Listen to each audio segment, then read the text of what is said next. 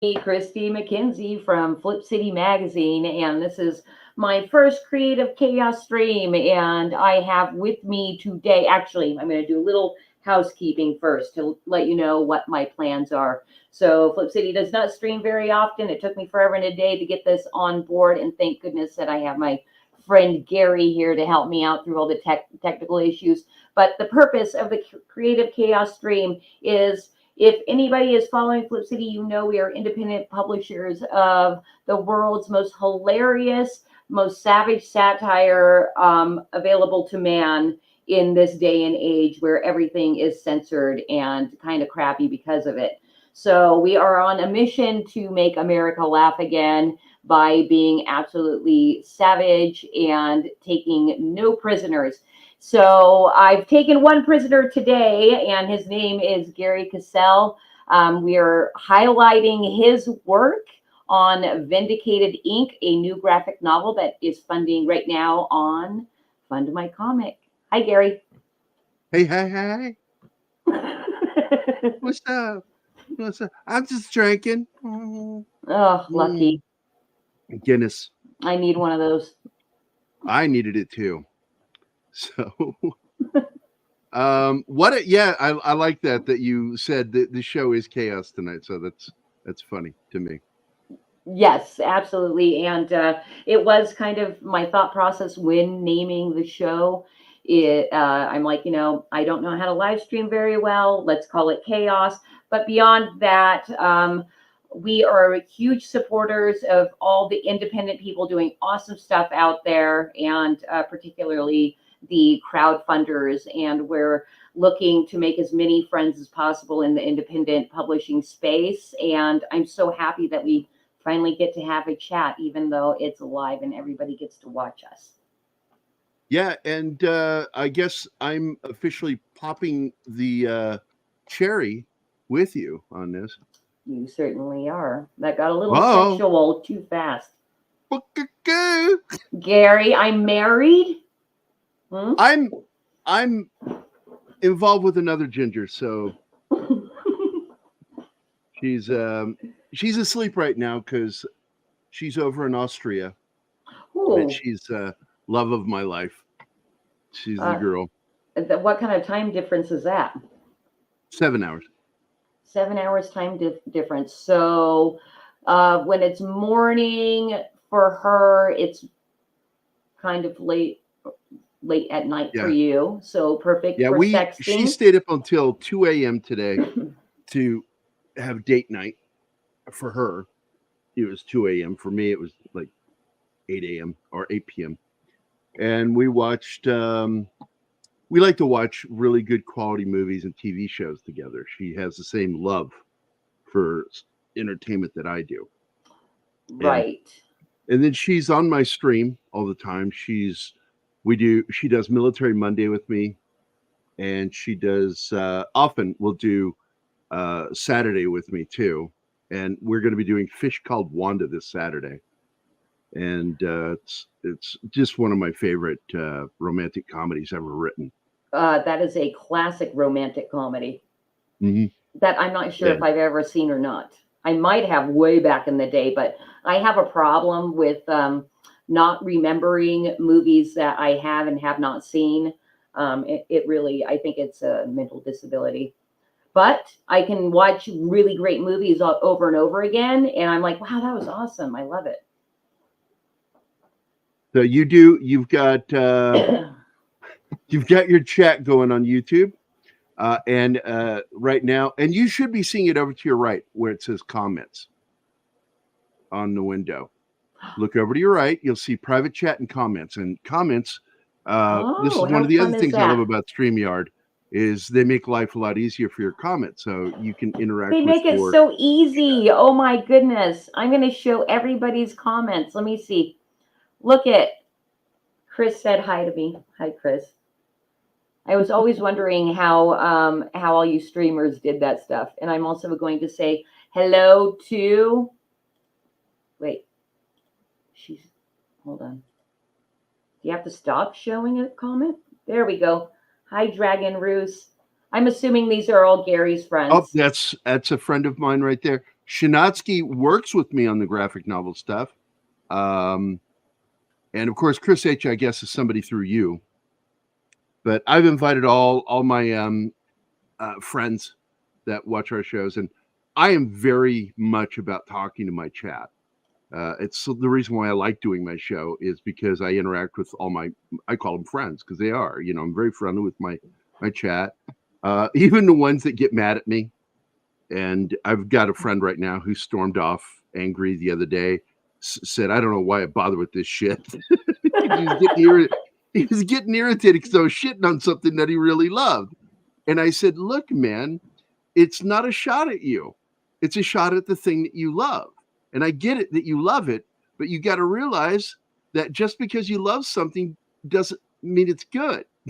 Right. Yeah. And that's the other thing too, is I'm nervous to start streaming, but now that I'm just barely getting my toes I got to tell you why you like StreamYard. StreamYard gives you a lot more freedom. It seems like it's really user friendly. It is. And you can actually, I don't know if it's still available. We got the $10 a month deal. And but I don't know if it's still available. They may have ended that. But it's $25 a month for the base one. And it's worth it in my opinion. We've been using it for years. Oh, hey, my buddy Admiral Teague is on. He was a co-host today on the Thursday show on our channel. And of course, my buddy. Now, Comic Relief Crusader. He's a good friend of mine too. That's Mike. He does our Saturday morning intros. That's fantastic. It looks like we're running in the same nerd circles. Yeah. Yeah, because we've started taking Flip City on the road over to the Comic Relief Crusaders channel to do live reads, and Admiral Teague does a really great geriatric Captain Picard, but we call him Captain Retard. Retard. Oh yeah, he's a terrible, terrible person. He's very racist. Oh my goodness. Well, I don't want to forget though. While I'm here, I wanted to give a big shout out to my buddy Mike Barron. I'm so moved by the fact that Mike Barron and Chuck Dixon, two guys I really look up to, are friends of mine, and that they got to read some of this book and the work that's been done. 90 pages are done. They got to read 90 pages of the book, and they are singing my praises on Vindicated Inc.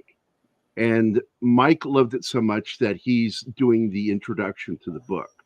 He's going to write the intro, and which is such a massive thing because I read both those guys with what they worked on with The Punisher and Batman. They were two of my favorite writers for DC and Marvel.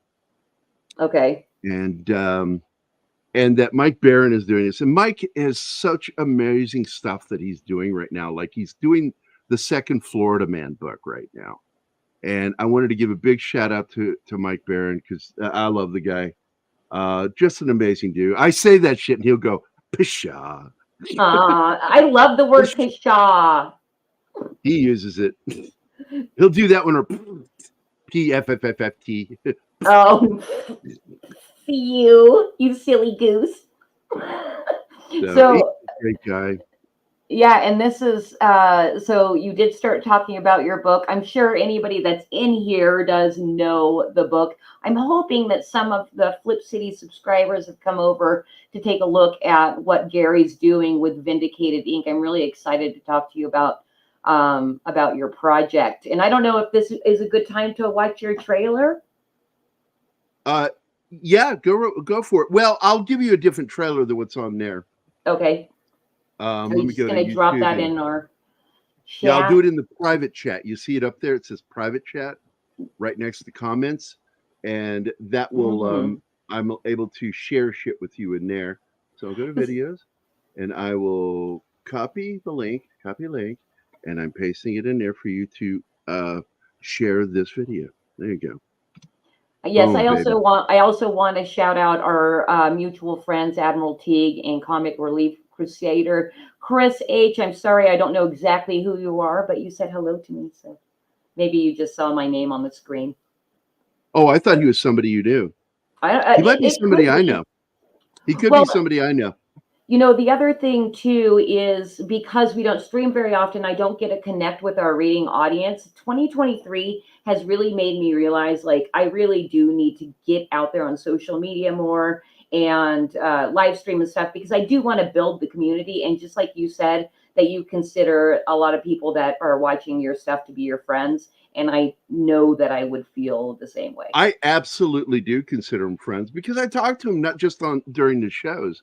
I'll talk to them, after shows and in the chat, and I created groups where they can continue communicating with me.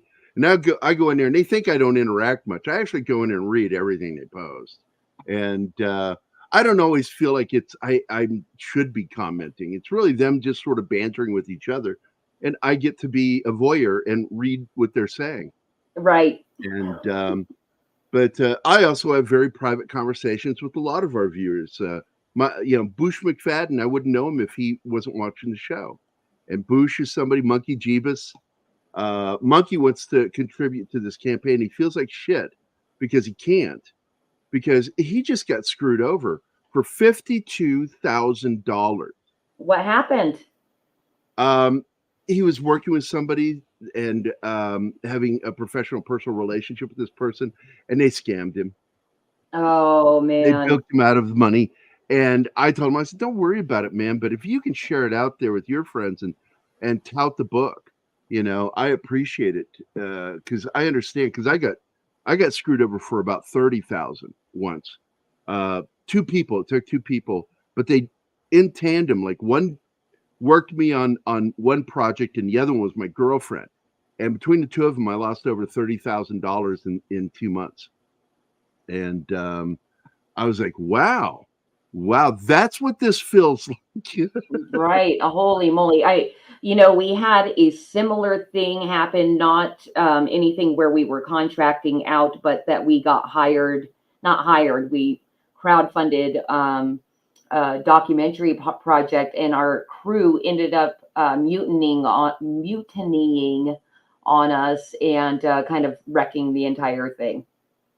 So I tell you, every man, it happens. It really does happen.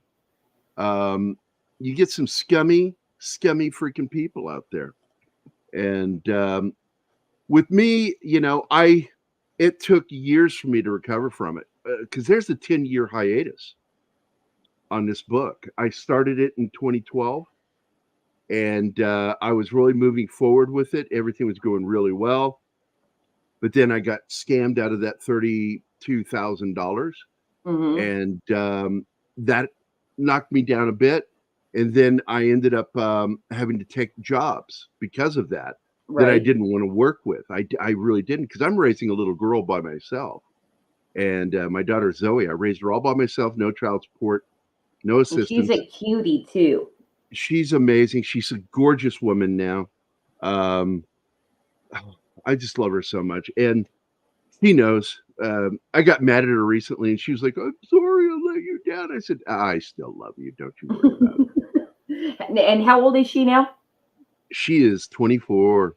Okay, I've got a 21-year-old. It really, really is an experience to like the adults that your children have turned into or are turning into, because they're going to change as they get older as well, like we did. Unless you're the same, you're not the same as you were at 24. No, what's really funny though is my general attitude about things. It's never changed since I was like 16. I've been on my own since I was 17. My daughter did the same thing. She was ready to start her life. She actually had a breakup with me. She started a breakup fight with me, and she was getting aggravated because I wouldn't react to her the way she was wanting me to. Okay. And because I was aware that you're starting a fight with me and I'm not going to play the game the way you want me to. Mhm. Because it's a thing that I do. Women get so frustrated with me because I don't play the game. I never do. I'm aware of when I'm being manipulated, and I don't go there. And it can be very infuriating for women in particular. And I'm a very difficult person to have a relationship with, as poor Anima has discovered that I don't put up with any shit. It's like even Anima. I mean, she's brilliant. She is so brilliant, and like you, a Ginger. She's just this gorgeous, beautiful, lovely woman. I robbed the cradle with her. For some reason, younger women really dig me. And it's like, I don't know, I kind of reminded like Bill Murray when he talks about how women dig him. I kind of do the same thing. You know, it's like for some reason, women younger than me like me. When I was younger, older women liked me. And then something happened right around 35, it went the other way. Oh, how did you get so damn lucky? I don't consider it lucky because younger women can be very, very exhausting, not just physically, emotionally too. And I can see that. I actually got up and walked out on a date one time. I went out with this girl. She was a model that was working at Blockbuster, and we just would talk and flirt. And we went out to dinner, and I made 3 Gilligan's Island references and another classic TV show references. She didn't even know what the fuck I was talking about. She was like, right. what is Gilligan's Island? I went, oh, this isn't going to work. I paid for dinner. I said, hey, you have a good life. And I just left. But here's the thing. I guarantee you, Zoe knows what Gilligan's Island is. Of course she does. I raised her well. Yeah. She grew up on Peter Gabriel, Sting, the classic music I love listening to, the Beatles. And is she still loving that music? Is that like on her playlist? I'm sorry, my son-in-law or future son-in-law just messaged me. Oh, okay. So okay. It's about, because right now we're trying to narrow down the deal to make these maquettes, these statues of Vindicated. And I'm going to share the screen for Vindicated campaign on my own screen. And that way I'll have more control over the videos. So okay. let me, I'm going to go to Fund My Comics, and I am going to open this up over on. How do you guys all like this, where Gary comes on my stream and thinks that he can just control the whole thing? Well, I'm helping you. Kind of the misogynistic, if you ask me. Well, there's no hatred, so it can't be misogynistic. Oh, okay, all right. I just corrected a guy last night. A very popular, Lofty Pixels is his name. Very popular guy on the interwebs. I'm sure I've heard his name mentioned so many times across. He's streams. The one who did the Elon Musk on So You Want to Be a Millionaire video. He's the guy who made that. Millions I don't know if I've views. seen that one. I don't think I've seen that one. It's the whole fuck you to Bob Iger, because Bob Iger is Elon Musk's call out. Yeah. Hi, Bob. But anyway, he used the misogynist comment last night. I said, man, this is a beef with me because I'm a grammar Yahtzee. Misogyny requires hatred. What you mean is sexist. And there's a difference between being sexist and being a misogynist. And I told the joke one night, you might like this joke. I said, it's sort of like the cop who stops a guy in Chicago for going through a stop sign. And he goes up to the driver, license, registration. He said, you know why I pulled you over? And he goes, yeah, I didn't do a full stop back there at the stop sign. He goes, you didn't do any stop at all. He said, well, I slowed down. He says, yeah, but you didn't stop. And the guy says, yeah, but I really slowed down. I mean, it was almost a stop. That's how much I slowed down on that. And he says, yes, but you didn't stop. And he goes, stop and slow down. What's the difference? He goes, I'll explain to you. Step out of the car, sir. And the guy steps out of the car. He says, place your hands on the hood of the car, sir. And he goes, am I being arrested? He goes, no, I'm going to explain something to you. Put your hands on the hood. The guy puts his hands on the hood, and he pulls out his nightstick, and he begins wailing on him, beating the shit out of him. He goes, now, do you want me to stop or do you want me to slow down? And I've used that as a reference for misogyny and sexism. That sexism is really just men thinking that they are, because of birth or what have you, are the superior person for everything. Right. And misogyny is sexism, but it requires one more ingredient, and that is hatred of women. Hey, yeah, and just to let you know, one of the other streams that I am going to start doing is called Mansplain, and you're welcome back onto that as well. Mansplained. Yeah, it's Mansplaining show. So I think you'll do really good. You'll fit right in on that stream as well. Um, and I was being sarcastic when I called you a misogynist, right? Yes. Okay, good. Yeah, I do recognize sarcasm. Yeah. Even though I am on the spectrum. I'm like, seriously, bro, like I didn't really mean I was offended. I'm like the opposite of the norm, right? I'm like, don't think I was offended because I wasn't. And so I need to ask him this question because the guy who's going to do the sculpture with me is asking my future son-in-law if he can hollow out the figure when he's going to print it in 3D. He's going to be Okay. printing it in resin. And when it cures, it becomes like PVC. It's really hard. There we go. Hey, you know what, Gary? Since you are so good at explaining things inside StreamYards, is there a way to see how many people are watching the stream or anything like that? Yeah, it should tell you how many are watching. There'll be an eyeball up there where it says live 21 minutes up there in the top left corner of your screen. Oh, yeah. Okay, I see it now. It should tell you how many 8 eyes are live watching. viewers. Hi, 8 people. Thank you for coming to the Flip City stream. Oh, Gabron, dude, okay, real quick. Anytime a Flip City contributor pops in our chats, I have to say hello. So this is Gibran, and he just funded his comic over on Indiegogo, and then post funding, before they would release the funds, put him through a whole bunch of hoops, saying that his content was all against their terms of service. So he had to jump through a bunch of hoops to get his money. Yay. That's why I went with, because I know the guys over at Fund My Comic. They're great guys. They're like us.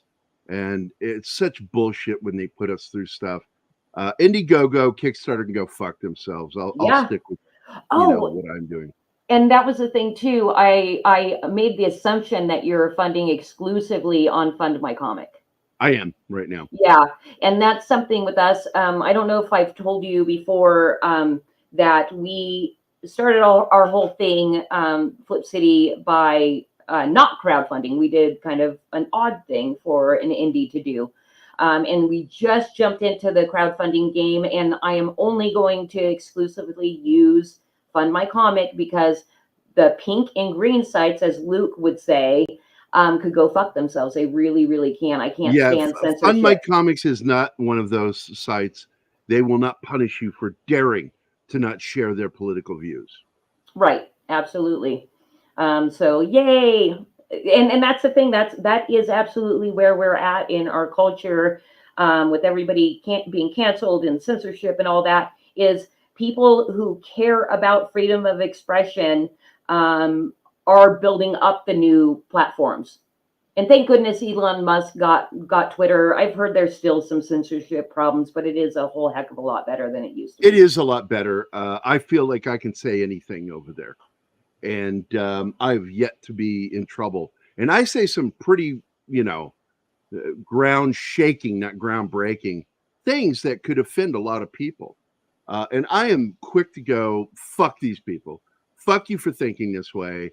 And I despise commies. And all a socialist is commie like, because it's the welcome mat to communism. Every socialist country eventually became communist. Well, everybody should be allowed to say fuck you to each other. Literally. I say it to all my friends. Yeah. I do. Every friend of mine. In fact, the guy who's editing my book, by the way, you can share my screen and take yours down. And because I'm sharing the page too. And we're at 22 already this week. Even though we launched last week, I didn't start the media thing until this week, and that's when we started really starting to see a growth. And we're already at 820 this week. I'm going to keep pushing it. Yes, Admiral Teague, it is straight up evil. Mm-hmm. I'm an agnostic. I believe that there is a higher power, that there is something that made us, but I don't fall into the category of being a Christian, even though I'm devoutly Catholic, and because I grew up Catholic. I'm an altar boy, and it led to some funny moments because that's right. I don't go to titty bars, and I just don't like them. And I've been invited to them, and I finally went one time with my boss. All my bosses took me, and my boss laughed his ass off because I sat like this the whole night with my head down. I would not look up. I had women offering to dance, and here's money, just walk away. You're like, take money to leave me alone, please. And the funny thing, like in the Army, they found that hilarious because I was a notorious player in the Army. I loved women, and I would have different women every weekend. And they're like, how can somebody who is like that feel uncomfortable in a titty bar? And I'm like, I don't know. It's grown up Catholic, Irish Right. Catholic. Well, I think the other thing too, and of course I can't speak for men and, and their sexual libido and all that, but I mean, I would think that it's a big difference because even if you're with a new woman every weekend, at least you have some kind of genuine connection and she actually wants to be with you. But a stripper is literally there just to get it for money. And that, yeah, they're for that money. kind of woman. And I was taught, because I was raised in many ways before my dad took me by himself. He kidnapped me. My sisters raised me, my sister Susan in particular. And so I was raised by a first wave feminist, and she's old school feminist. And that's, even though I don't believe men, I really absolutely know men can't be feminists. We can support feminist notions, but a man can't be a feminist. And I call bullshit when guys try to say they're feminists. I'm like, no, you can't be. You're a man. Stop it. You're just trying to get laid. Fuck right. it. Yeah. You're glomming on to get laid because you can't do it any other way. Because you look at some of the biggest filmmakers in Hollywood that claim to be feminists, and they are the worst womanizers. They have the worst history with women. James Cameron, number one, numero uno. Okay. I think Ridley Scott is the only one who's stayed true to his woman, and he's definitely one of those guys that claims to be a feminist. And it's bullshit. You can't be. You're a man, but you can support the concept of equality, which I do. I've grew up believing in equality. Well, what I don't believe in is that women can do everything a man can do, which is bullshit. Well, and same thing, men can't do everything women can. That's right. Bullshit too. You can't. If I lean against the wall with my head, I can't get back up. Women can do that. They can bend over and tap their head against the wall, lean into it, and then get right back up. Men can't. Will fall every time. That is really funny because I was just having a conversation with a friend of mine that said another thing where women can do the head thing and then lift a chair up, and men can't do that. Yeah, that's the other thing they can do. That's right. Maybe it's probably the hips. Shinatsky says Joss Whedon is another one. Oh. Horrible man with women. Claims to be a feminist. He's so full of shit. These guys are users, and they're phonies. Great big fat phonies, all of them. But here's the Vindicated campaign. Yeah, let's talk about your stuff. So we're doing really well. We're getting ready, and I've been talking with the sculptor tonight. See this one right here, this artwork right here? He is going to create this as a 1/6 and 1/12 scale maquette. Okay. And I don't know if we're going to paint it because I like sculpture. I like the sculptures. It'll be on a base, and one will be based on the 6-inch tall figure, and one will be a 12-inch tall figure, even though he's crouching slightly, so it's not going to be that. It'll be 1/6 and 1/12. Well, that's pretty big. Now, and that's the thing, because I'm not really into the whole collectibles thing or anything like that. Is that something that you believe your audience is going to want as a tier? What's going on with the miniature? The miniature will be included on some of the tiers because this is going to be really nice artwork. And I've got a buddy of mine who's an artist that lives just outside St. Louis that's going to help make the statue. And then, like I said, my future son-in-law is going to be the one who will be printing it. He'll print it in resin, and it will cure, and that stuff becomes harder than PVC. It's really wonderful, and it's very durable too. So I'm excited about doing this because I love this artwork. Is one of my favorite pieces I've done. There's more artwork It is I've done. fantastic. Just going and pulling your images today. I did not know, Gary, until you launched this campaign, that you were such a talented illustrator, because I had not researched you that much until this came out. And I'm like, damn, Gary. If you go to my website, you'll see a lot more work. I've worked in movies. I remember a couple of years back, I worked for Tom Hanks. I woke up on Valentine's Day Eve, the day before Valentine's Day, and I got a notification from my boss, Dale Dye, because I've been working with Dale Dye almost 20 years.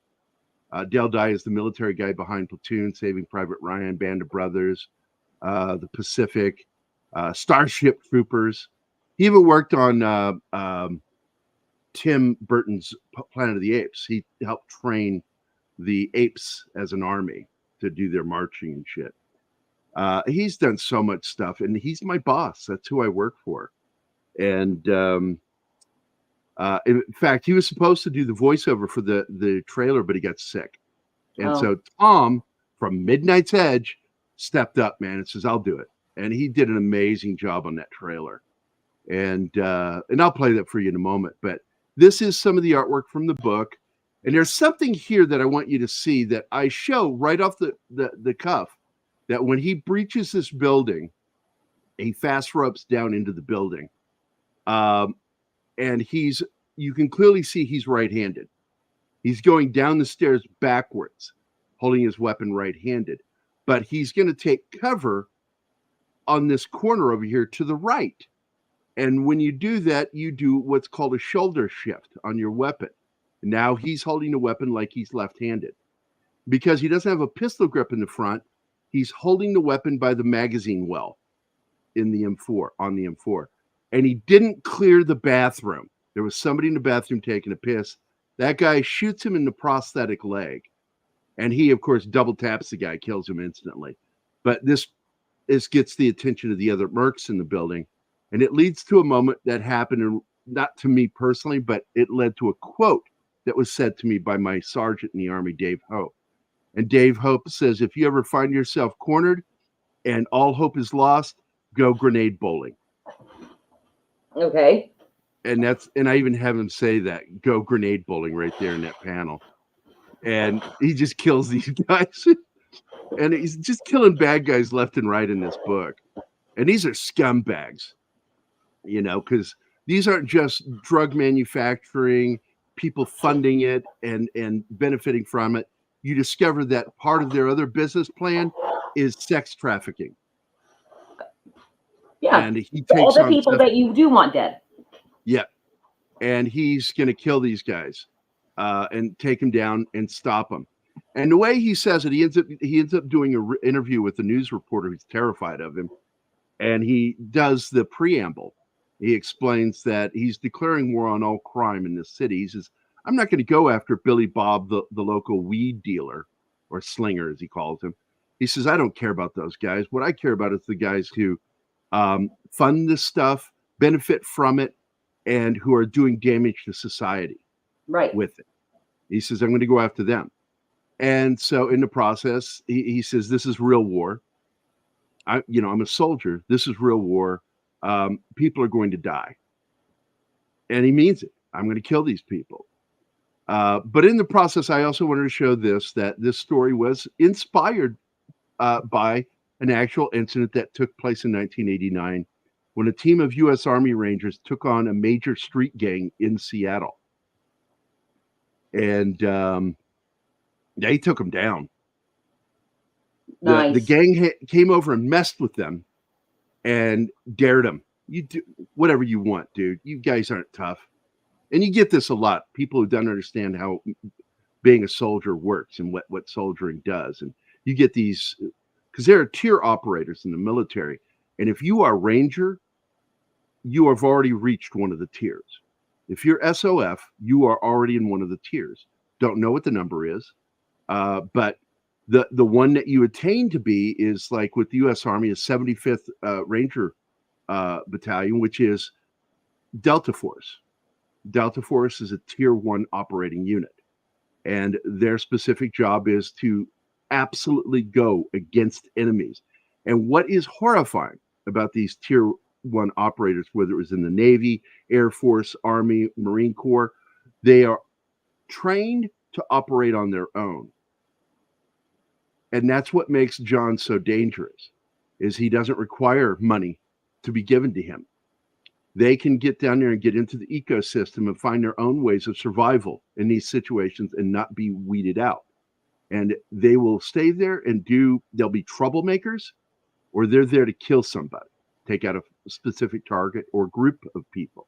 And they have a very high successful rate because they're that good at what they do. Right. And what this was a debate that happened in real life between me and my best friend, Mac, one of my best friends. I have several best friends, and I really mean it. They're best friends. Some of them I've had since childhood. But Mac and I served around the same time, and we're really good friends. And he's like my daughter's uncle. He lived with me for years. And Mac and I would get into these arguments and discussions. And we were talking about what it would take for a Punisher or a real Batman to exist and what they would be able to do. And I said, well, the Batman from the Dark Knight trilogy would fail. And he does in the movie because he creates a paper trail. You can't have a paper trail. Right. Okay. So this character gets all of his money and weapons through ill-gotten gain. He kills people and takes their stuff, takes their money or takes their weapons. He ends up taking on an arms dealer, and he tells the guy, he flat out just tells him, he says, look, I'm going to kill you because of who you deal with. But if you stop dealing with those people and only deal with me and never sell weapons to anybody else again, just me, I'll make sure you're paid well. If you ever betray my trust, I will kill you on your toilet while you're taking a shit. Sounds like the way you don't want to go.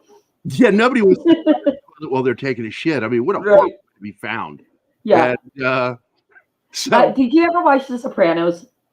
Oh, of course. Yeah. You remember how I can't remember which gangster died, but he died by taking a shit, basically. Yeah. And hemorrhaged or whatever. Anyway, and that's what that reminded me of. Yeah, I'm sure. Hemorrhaging, or you can also vagal stimulation, the vagus nerve, runs from your pucker hole all the way to your brain. It's also what leads to brain freeze, the vagus nerve. The vagus nerve also runs right through the center of the human heart. I did not know this. What will end up happening is while you're taking a shit, as this happens to the elderly in particular, they'll be taking a shit and it'll cause vagal stimulation, and the vagal stimulation will cause the person to go into atrial fit and kill them. They'll have a heart attack right there on the toilet. This is very interesting. And it's horrifying. Now, what other ways can shitting kill you? Well, like if you tear the inner lining, if you have a really terrible poop that's rough around the edges, it can tear the sphincter and or your intestines. Oh God, that sounds horrible. Well, see, I worked in the medical field for years, and I know all these nightmare things. And what's worse is every single one of these horrified me when I learned them. Yeah, I'm sure. Yeah, I die that way because you become when you're in the medical field, you go through a short period where you're just like, I've got everything I just learned. Yeah. You become a hypochondriac overnight. You do. And almost every single person I ever studied with and trained with, you eventually gets that. But you get over it. You just get past it. And but it doesn't help though that I've always been a germaphobe, and I'm still that way. My kids would come home from school. They weren't allowed to hug me until they had washed their hands and face and had changed their clothes. Because if I smell recess on you, and there's the smell that kids have that they've Yeah. been on the playground, It's it's sweat and asphalt. unmistakable. Yeah, Sweat it's and a asphalt mixture of and rubber. it's sweat, grass, dirt, and asphalt. It's all on them, and you can smell it, and you go, "Get the fuck away from me," because Right. all children are eating, shitting, disease-carrying monkeys. That's all they are. They're there to make you sick as a parent, and I tended not to get sick very often because I would do what I did. I'd make them go wash up and change their clothes You know, before I would give them I did smooches. I did absolutely the opposite. I went and worked with preschoolers for years and just boosted my immune system so I didn't get sick. Yeah, I had to deal with a lot of nasty stuff, poop in the pants, snot all over me, all that kind of stuff. I got really used to it. It's kind of gross at first, and then you just get used to it. And my daughter in particular sings my praises as a parent, Yeah. because when she after I potty trained her, and she learned in 1 hour. She was potty trained in 1 hour. I had to potty train a girl, which was the most horrifying experience of my life, because I had to sit down on the toilet and pee for her. That's weird. And I don't think I showed my daughter how to pee. I did. I showed her how to pee. This is what you do. And she would try to ask me a question. I go, shh. And I'd have to look away because I have a shy bladder. And I'm like, don't touch my knee. Don't touch me. Stand back and just, I would sit there. Did she heard the water? And she was like, oh my God. I went, yeah. Now you get it. And she sat down and she peed so perfectly. And from that day forward, because they were going to kick her out of kindergarten if she didn't learn how to pee on the toilet. And but she had 3 accidents after I trained her that I'm aware of. She may have snuck a couple in there. And the worst one was when we moved to Springfield, where I live now. We first moved here. She was 5 years old, and she had an accident the first week we were in the apartment. And she came into my room. She was crying. Yeah, I hate to be in the bed. And I didn't want her to feel bad. So I said, baby, I have peed the bed so many times. Don't you worry about it. It happens. Okay? Sure. That was to make her feel better. I never peed the bed. Mm-hmm. But I told her I did. And what I was basing it on, so I wasn't fully lying, was I got really sick once with food poisoning when I was 18. And I shit the bed in my sleep. And I thought I farted. It was not a fart. Yeah, I know what those are. Little shark. It was a full-on shart. It was not a little shart. It was explosive shart. Yeah, if you mess the bed, definitely. All right. It's so funny. We've totally gotten away from your campaign. So it's all connected. It's all connected. Well, let's see. Oh yeah. I think we ended where you don't want to die on the toilet. That's how we ended up going. Yeah, down it's it's still something I'm afraid of because that's what killed Elvis. If he died. Oh, he did. That's but right. That's what you want to go down the musician? I'm not going to go down the rabbit hole on this. I'm just going to tell you, I believe he died there because nobody would fake dying on a toilet. That way. Yeah. Right. It just doesn't happen. I completely understand, and I do agree. Though I don't think the Paul McCartney that we see now is the original Paul McCartney. I still do. Because he's so amused by the whole thing, and John played into it really well because he was just messing around. But no, I absolutely still believe it is. But beyond this stuff too, because I brought it up earlier. You complimented my singing voice, and I'm like, actually, I am a performer. I've written a lot of music and stuff like that, and I thought I'd share that with you too. Let me pull this out real quick. Oh, which, by the way, that does bring me, and I'm going to bring this up while we're looking at other stuff, but Something that I wanted to do on every single Creative Chaos stream is I am basically going to put a Flip City stamp on the forehead of every person that comes in. And we're kind of claiming you by making you either sing a song Flip City's written or We'll do read that. a poem. We'll And not do that. huh? I won't do that. Why? You won't read a Flip City poem. I'll read it. Okay, that's fine. That's fine. But why won't you sing? I only perform music I write because I'm not very good. I'm not classically trained. I am trained as a musician, but vocally I have a rough voice, and you'll hear it if I play this for you. You'll hear what I'm talking about. Okay. I will if Gary won't. Mike says. Yeah, no, Mike is so freaking awesome. He's read everything that we've put in front of him without being ashamed. So that's really, really cool of him. Okay, cool. Well, whatever you're going to show, I'm going to dig something out for when we're ending the stream.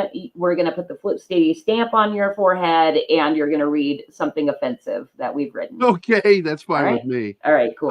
But what I do is I write my own music, and I've released 2 albums. I have a 3rd album that I haven't released yet because I actually want to find somebody who can sing better than me, so I can actually, because it's such complicated music on the new album. But I think I'll open with this song. I actually do write pretty music. And this is my version of the song called All Is Lost. I play all the instruments and I did the vocals on it. So here you go. Okay, let's hear this. Can you hear it okay?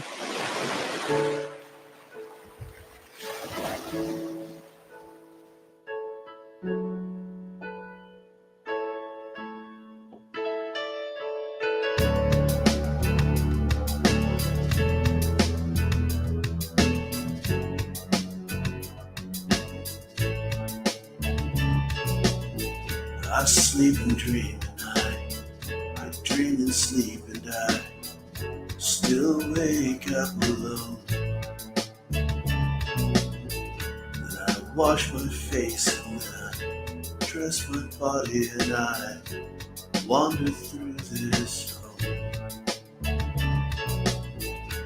Nothing feels the same and nothing tastes the same. It's as if someone replaced all that was real.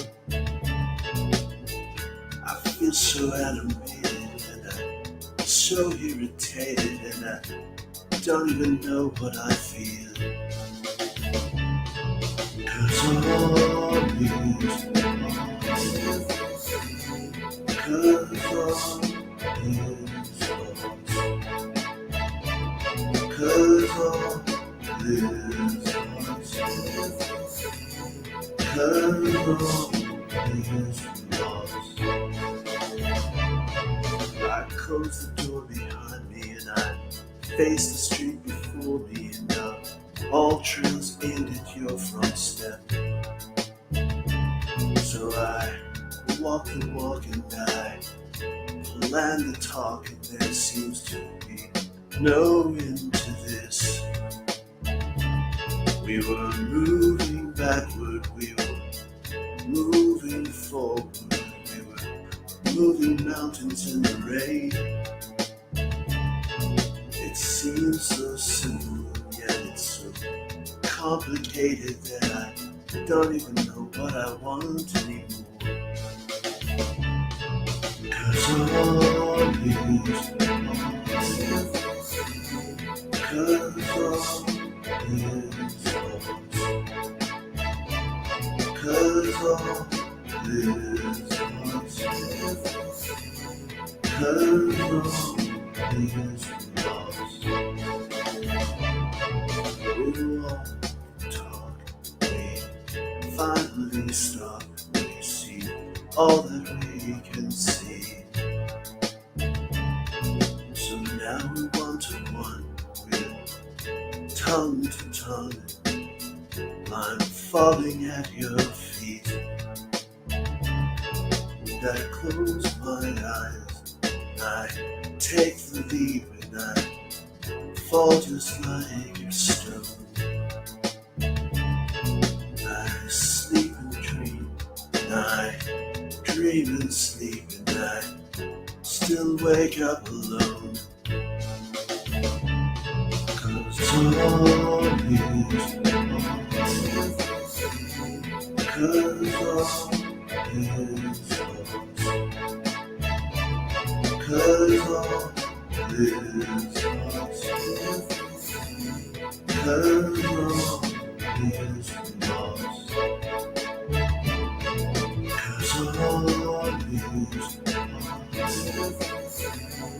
'Cause all is lost.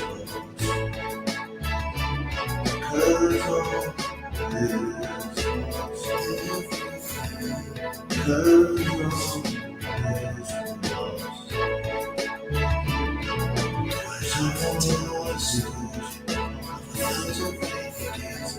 'Cause all is lost. 'Cause That's enough of that. And look, some people don't like my voice. I don't give a shit. I really don't fucking care. I have a lot of people who buy my music that like my vocals. And if somebody doesn't like it, then, don't. I do put out instrumental albums too. But the reason why I do perform these songs is because I write them and they're very evocative. They evoke oh, I don't hear you. You're muted. Unmute. There you go. And women, the greatest buyer of my music is women. Nice. It's, It's very- women between the ages of 25 and 45 buy my music because my music is dark. It's romantic. It's emotional. This song is about my divorce from my daughter's mother and the nightmare that was for me. And I really did. I begged her, not for me. I begged her for her daughter's sake, Right. to stay in the marriage, and I would help her with her drug problem. And it didn't happen. She preferred drugs over her daughter, and I'm like, okay, well, you are now officially the enemy, and I will protect my daughter from you. Now, did she ever go and get herself clean, or? No, she's still a fucking wreck. Zoe Okay. has tried so hard to have relationships with her, and I remember having to eavesdrop when there was nowhere to go. I was trapped in the dining room, and she was in the room right next to it, and she's yelling. She was 16 years old, and she goes, "Why do I have to be the adult in our relationship?" And I'm like, I'm so proud of her, but at the same time, I Right. was wishing I didn't have to listen to this because it's none of my business. And I've always Right. taken that approach with her. I told her, I said, look, when it came to her mother, I said, you have a right to know who your mother is. I had to know who mine was. I found out what she was, that I loved her, but I couldn't have a relationship with my mom because she was a wreck. And the same thing goes with Zoe and her mom. She's a wreck. And she's one of those people that thinks that she's driving in her boat, riding along, just so happy on that water. She never looks back in the wake of all the blood and gore that she's caused. Right. And she's just one of those people, falls into that category, and it's tragic. And Zoe learned that, and she finally cut her out of her life. Doesn't want anything to do with her. And she's almost had to do that with other members of that side of the family. It's just because I told her, I said, look, baby, crazy doesn't fall far from the tree. I hate saying that. But So it's true. does she question her own sanity then? She's like, She worried about it. Finally, she started understanding why I really pressed upon her being honest and forthright. I said, because your mother was a chronic, pathological, inveterate liar. And, she would just lie for no reason, no gain from it. Just, I don't know. She lied in a way that just blew my mind. And she would not be honest about anything. So it was sad. yeah, that is too bad. I mean, of course, it's always best when children have two parents, I wanted it that preferably, way. in my opinion, of the opposite sex, because men and women work so well together to help raise up the next generation, And I did. I actually did. I tried to get married one more time to a school marm, and School marm. it just did not work out. And she didn't like my daughter and wouldn't talk to her unless she had to. And I'm like, I don't want my daughter to have that. No. And so I walked away, and I'm like, I'm sorry, baby. It's just going to be me. Just going to be me.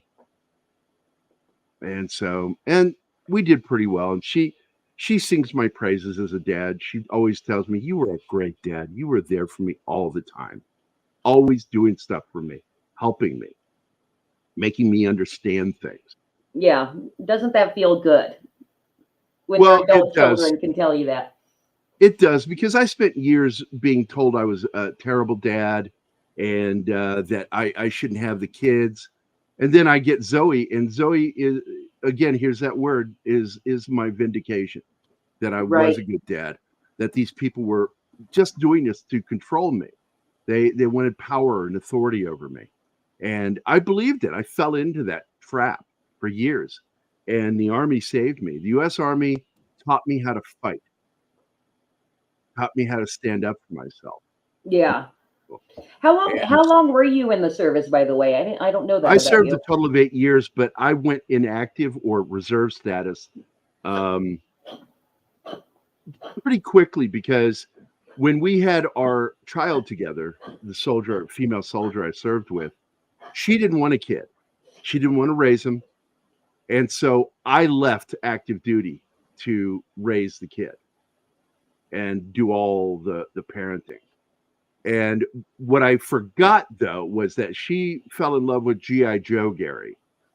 And when I was stay-at-home mom, dad, Uh-huh. I was not interesting to her. So she ended up taking off with another soldier. And then eventually screwed me over and took off with the kid, too. And I'm still alienated from him to this day. We just don't get along. He and I, we love each other, but we don't get along. Right. And it's my oldest boy and my daughter who I get along with. My oldest boy, I did spend a lot of time with him, and I've always been open in talking with him and being there. And he is one of the first people also to stand up for me and go, look, man, I know how my mother and her family is and how he was treated. And so, no, I do take my dad's side. He takes my side. And I appreciate it more than he knows. But all of this has helped lead to the name Vindicated, because the name Vindicated came to me pretty quickly for this book. I drove 2 blocks to pay my rent, and from leaving my house to the landlord's office and back, the entire story of Vindicated had come to me. It was inspiration. Nice. And it will be. In the end, it will be probably my magnum opus of a story, because it is everything I ever wanted to do for soldiers that served in combat and paid, because the ultimate price isn't always dying in combat. And if you've had a chance to look at the opening of the book, I wrote a little blurb in there, and the blurb now reads, I did update it a little bit. It says, Vindicated Inc. is my love song to every warrior who left a piece of themselves on the battlefield or brought a piece of the battlefield back home with them. Okay. And that's what this is about. This is my love for combat vets. And I've got a lot of friends who served. I did the Army thing, but I didn't get to do those things. And I wanted to be a parent. That's what I wanted to be. I wanted to be a dad. And it was more important to me than going to war. So much so that when the Gulf War broke out again after 9/11, I couldn't go, because they told me I would have to give up my rights to my daughter. Somebody else would have to be in charge. There was no one else. It's just me taking care of her. And the only other people in her life were the people I had to fight for that custody. So there was no way I was going to ever trust them with my daughter. Right, absolutely. So I had to abstain from the military and stay home and take care of her. We get some more people popping in. Yeah, I wanted to say what's up to our buddy America Inc. Music.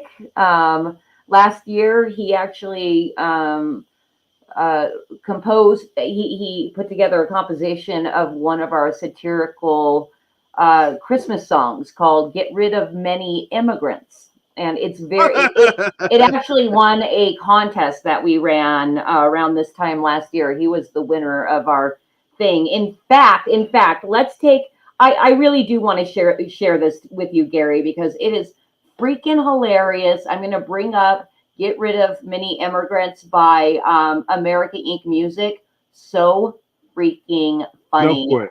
Go for Yeah. it. So, America Inc., I hope you're still out there because, and I've got to tell you this as well. Scott and I have listened to this song. I think I've probably listened to it about 20 different times because it is so hardcore. Um, uh, you know what? Like I said, I'm not the best at multitasking. So, give me one moment while I pull this up. Um, and what you guys are going to see here is Get Rid of Many Immigrants, written by Flip City, illustrated by Dangerous Dave McDowell, and performed by America Inc. Music. And one moment, just finding it on my channel. It's a year ago. Here we go. And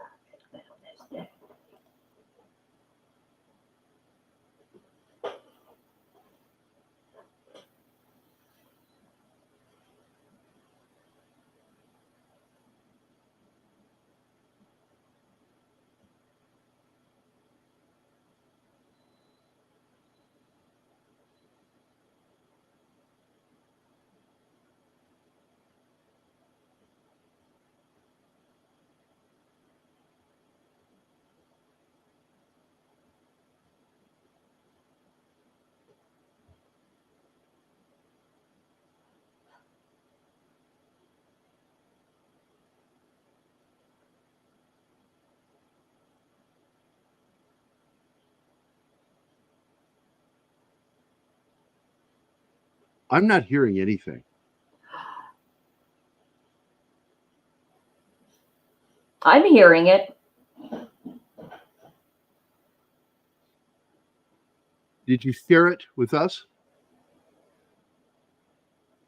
Yeah, I'm wondering, chat, can you guys hear it? Because I don't think they're hearing it either. No, that's a bummer. Yeah, Teague says they're not hearing it. So Sucks. make sure, Okay. unshare it, go to share it, and make sure you select the audio. So unshare it, go back to reshare it, and make sure you select. There's a little toggle switch at the bottom of the screen for audio when you go to share it. Sorry, guys. That's such a, hold on. I'm going to try this again. Okay, present. It is a hardcore song. Thank you, Gary, for telling me, because I'm like, how is he not rocking out to this? Share screen. Okay.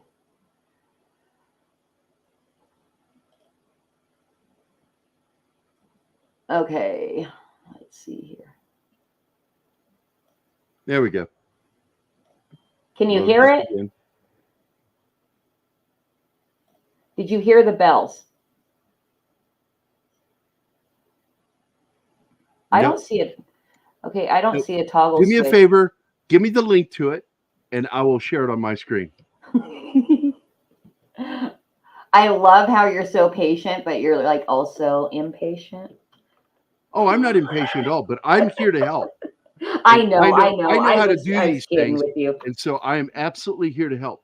Okay, it is Um, in our private chat, but I'm also going to put it in the YouTube comments for anybody that wants to listen to it again after the show. This is America Inc. Music performing Get Rid of Many Immigrants. Okay, add the screen.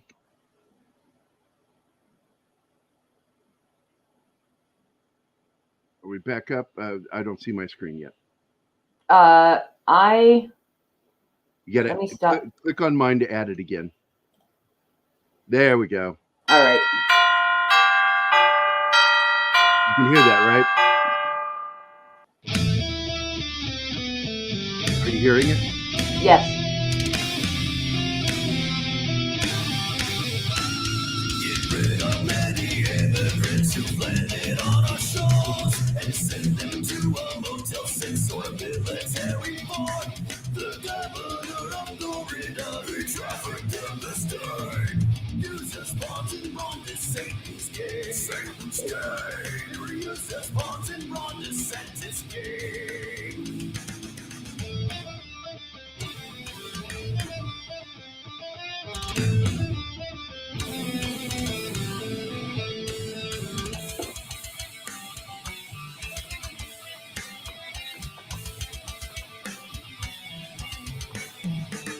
Get rid of many immigrants, our resources are poor. He's created an emergency that wasn't there before. Before we have recovered, then he threatens to send more.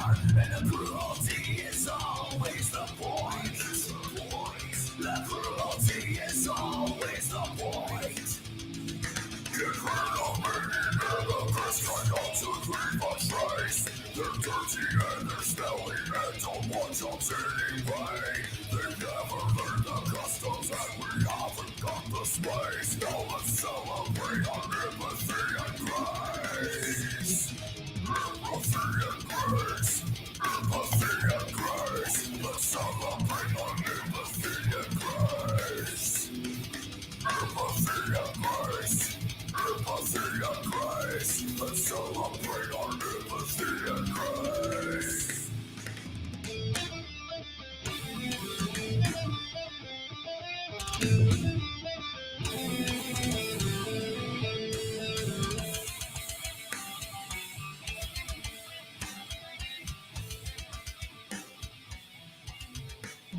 Awesome. Thank you. Thank you, America Music Inc. or Inc. Music. I forget which way you like to do it. So, yep. That's something also that Flip City loves doing is collaborations on all fronts. So, yeah, if you feel like you want to be creative with Flip City, just email us, contact us, and let us know what your talents are.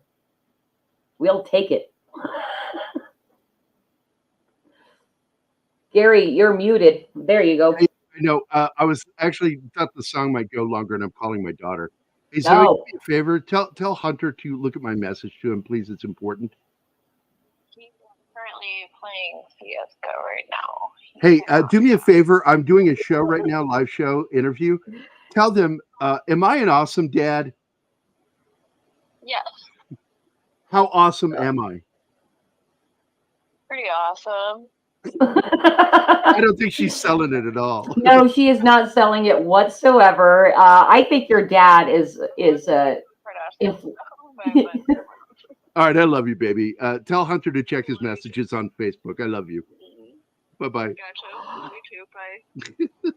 Okay, I've got to reply to this comment. Shinatsky, that's how we say That's that name. Shinatsky. He's working Yeah. with me.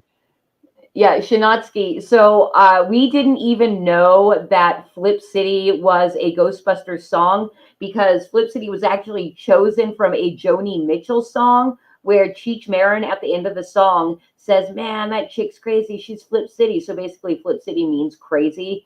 And then I was trying to look it up, like, because I couldn't remember the song name. And that Ghostbusters Flip City song came up. And I've never heard anybody else ever tell me that they connect us with that. So there's a short story for you. So here's the trailer. I'm going to go ahead and play this for you. This Let's is do it. with Tom from Midnight's Edge doing the voiceover for me. Thank you, And Tom. are you guys ready? Here you go. Meet the Seattle Vigilante. Like so many comic heroes, this warrior hides his identity. But his identity isn't the only secret he has to keep. After grievous wounds received during combat, Tier 1 operator John Russell begins to recover and comes to terms with his new reality of being an amputee. And as he learns how to use his new prosthetic limb, he finds himself caught up in the bureaucratic red tape that too many wounded veterans experience, the exhausting medboard process. Out of sheer frustration, John takes it out on the criminal scum of the city. But when reality kicks in, John realizes he started something that's having an impact on the greater world around him, and thus has to reevaluate his motives. And moreover, just how far is John willing to go to finish this war he's declared against the criminals in Seattle? And will he even survive? From the creator of IDW's award-winning graphic novel Code Word Geronimo comes a new story about a different kind of warrior, Vindicated Inc., the first of its kind disabled veteran action hero comic. The Vindicated Inc. graphic novel crowdfunding campaign on fundmycomic.com is provided in the description of this video. We hope you become a contributor. Please share this link. Thank you. Please share that link. Meet the Seattle Vigilante. Like so many comic heroes, this warrior hides his identity. You're muted, Gary. Okay. I guess Gary's talking to Zoe again. No, I was talking to you, but then I went, oh, I hear you. I'm muted. So I was getting the link for you, so I couldn't speed over to unmute myself. Here's the link in the private chat to the campaign. You can share it. I can't share it on yours because I'm not a mod. Oh, okay. I will share that right now. So, and also, even though this is the second attempt live stream, I was able to get the link in the video description as well. So anybody that might happen upon this stream after the fact, it is also in the video description to go support Vindicated Inc. On Fund My Comic exclusively, which is freaking awesome. You know, they're politically neutral and support people, those of us who have a more conservative view on things. See, and as a patriot, I'm considered ultra right wing. Well, you're actually considered a terrorist by some. You know, I mean, it's just stupid. It's stupid. Yeah, it is. It is really stupid. The left-wing talking points trying to demonize everybody that doesn't hold similar opinions as evil, demonic, cult members, all that kind of stuff. It's all pure projection, you know, and it's I'm sick and tired of it. You know, along with all the censorship and all that kind of stuff that, you know, all of us correct thinking human beings have to put up with while we're tolerating the speech of our quote unquote enemies. I don't know if I consider them enemies or not. They're not a threat to me, but they are a threat to my freedom, you know? Yep. They are. They're absolutely a threat to liberty and freedom. And what I tell people, what we have in this country is liberty. People misconstrue it and say freedom, and it's not really freedom, because freedom is a misunderstanding of what we have. We are free people, but what we have in this country is liberty, and liberty is what we get to exercise. And the government is not actually alive. It's not a living thing. The flag doesn't represent the government. It represents us, the people, which is why burning the flag is so insulting. They don't understand that. That flag represents the people who have given blood up for this country. That's what the red is for. That flag represents every citizen. It has nothing to do with the government. And the government is nothing here because it's supposed to be a representative government, a government that represents us, the people. But it's forgotten that. And we have left and right alike that abused privileges in this country. I'm not a big fan of Republicans. I'm a conservative. And there's a difference between being a conservative and being a Republican. I stand for liberty. I stand for patriotism. I stand for that flag, and I stand for the American citizens. And every single time you create a new law, you empower your government over you. And I can't stand that. So I get also misconstrued for being a, what do they call that? I'm a constitutionalist, is really what I am, a strict constitutionalist. Right. But I get pulled into that one group that has all the Libertarians? strippers. Libertarians that have the strippers and porn stars that run for office on the libertarian thing. And I'm like, fuck off. I'm not a libertarian. I'm a strict constitutionalist. I'm conservative, but I also believe that through programs that we create as citizens, that we are here to support and take care of the poor. Now, see, And- that is where I think we would differ a bit as far as taking care of the poor. I think private citizens through charities can handle Charities have failed.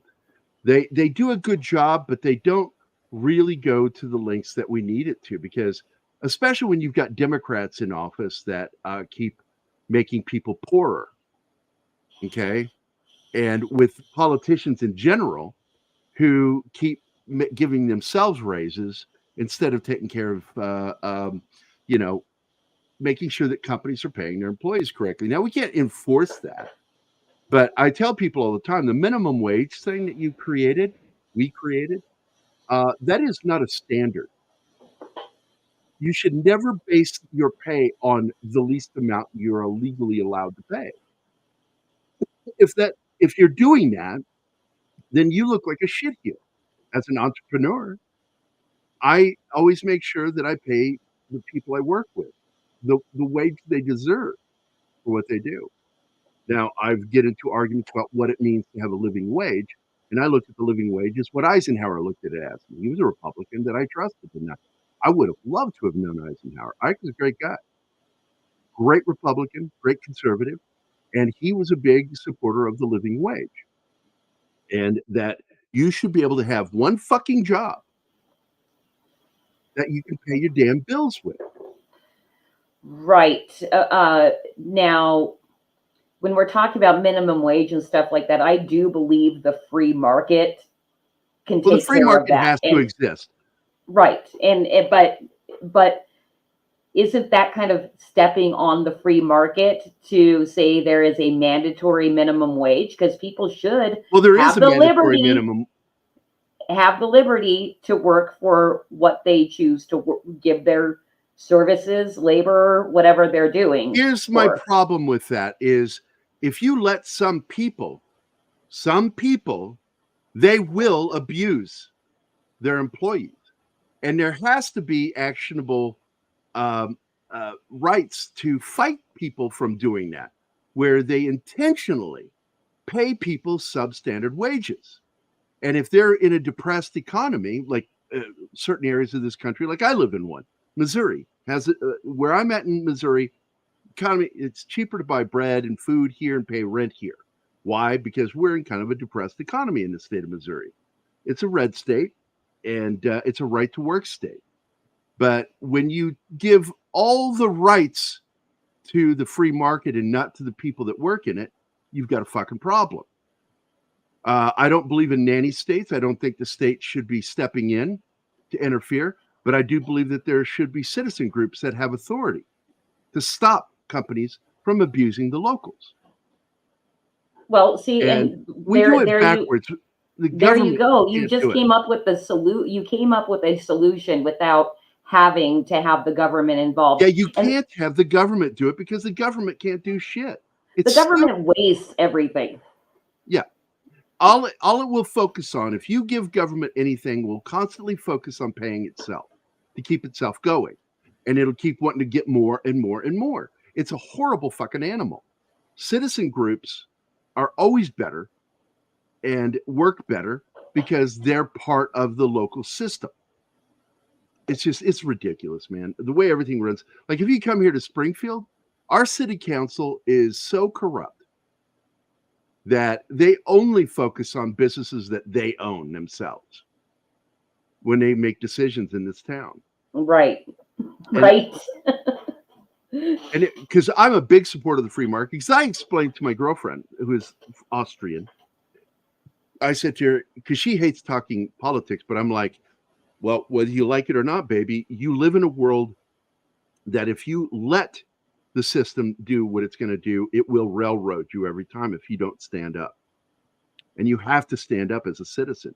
You have to. And Admiral Teague he and I, God, a lot of you guys that are watching right now, we have had great conversations in private. And I get mistaken for being a right-wing Republican. And I'm like, I am not. I don't stand with them. I don't agree with them because Republicans, I think, tend to be a problem too. I think that, they forget who they serve. And that's my problem. They forget who they serve. We need, if you want to have social programs, public school, any kind of form of socialized medicine for the poor, you can have those things. But you know what you also have to have when you do that? You have to have a thriving economy. Right. And the only way to do that is through a free market. But then I fall under the same beliefs of Teddy Roosevelt, that corporations in particular are horrible beasts. And you have to make sure they don't abuse the system. And that's why he did what he did when he broke up Mobil Oil. Because Mobil Oil was killing mom and pop smaller operations, is what I mean when I say mom and pop operations. But I also fought here in Springfield for Walmart to be able to open its stores. And everybody in this town was like, they shouldn't be allowed to. You're going to shut down all the mom and pop operations. And I said, that's the free market. I'm sorry. That's how it works. But I do think you should. If you really give a shit, instead of preventing Walmart from opening a store, make sure you shop at the mom and pops. But those same fucking people that were protesting here in Springfield, where did they go shopping? They Walmart. they wanted their cheap Cheetos. Yep. I caught them. I caught them. People who would bitch at me. I caught at least 12 of my friends that were bitching about Walmart shopping at Walmart. Right. A couple of me went to work for Walmart. I do not shop at Walmart or Target. I shop for certain things from Walmart. My favorite place to go is Hy-Vee. I don't know what that is. Hy-Vee is a competitor, but they're locally owned and operated, but they are a chain of stores. And they only buy, if it's available, they only buy from local meat, grain, and vegetable suppliers. Oh, that's nice. That's why I like Hy-Vee. That really Go look helps. them up. They do that. They work with state people in the state. And when I buy my grain-fed beef, I buy it from Hy-Vee, not from Walmart. I don't want shit from China or Venezuela. I want stuff that's local. And so you get that at Hy-Vee. But when I buy canned goods and shit like that, or like some of the mixes I get for foods, Chinese food and gravies and stuff, I'll buy that from Walmart. It's cheaper, and nobody's going to buy that from local. But when you start buying stuff like meat, grain, and vegetables, it's important to buy from a store that serves from local, regional. Right. And I've got to just say to Skunk that I am super jealous that you have the opportunity to buy from the Amish. I would just assume that is some of the least pesticide-ridden, non-GMO, and I'm sure you get at the farmers markets. Absolutely. See, we don't have Amish in California, so. I will say this with the Amish. I had one experience with them. I've dealt with the Mennonites for years. I like the Mennonites. They're Amish light. And run into them at the store. I'll run into them at the grocery stores and stuff. I love the Mennonites.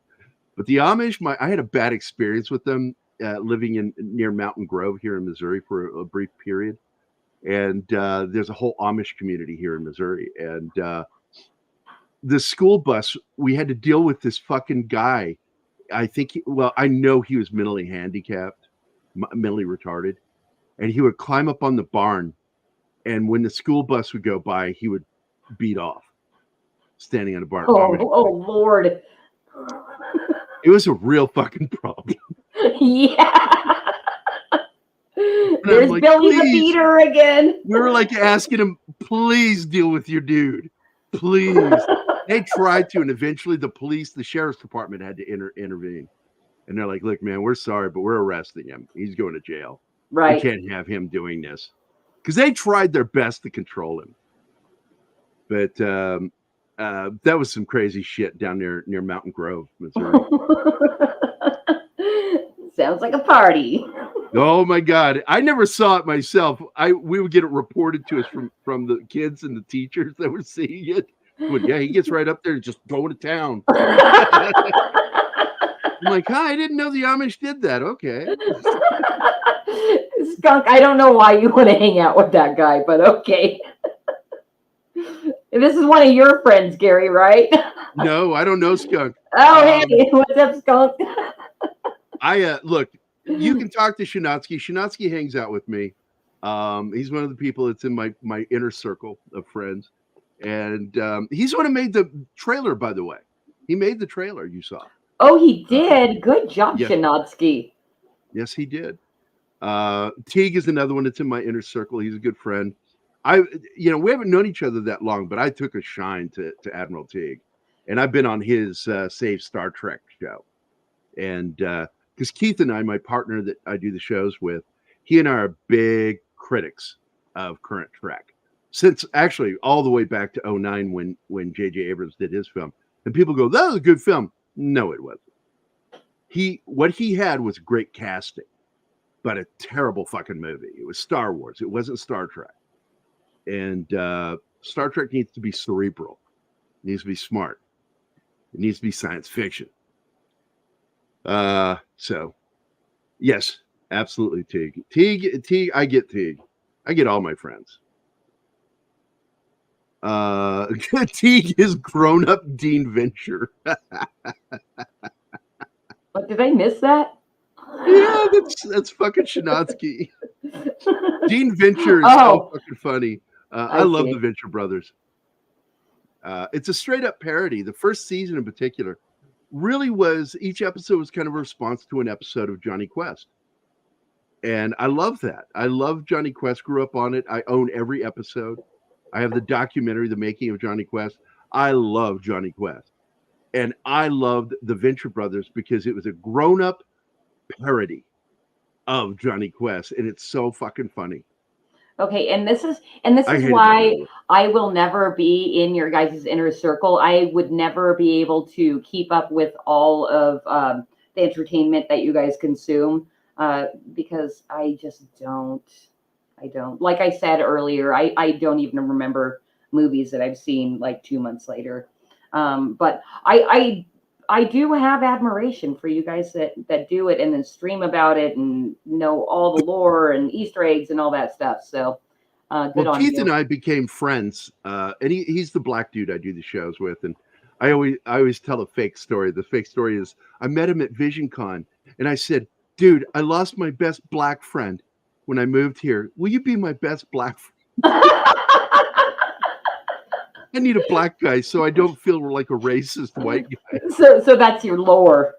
That's our fake story that we tell.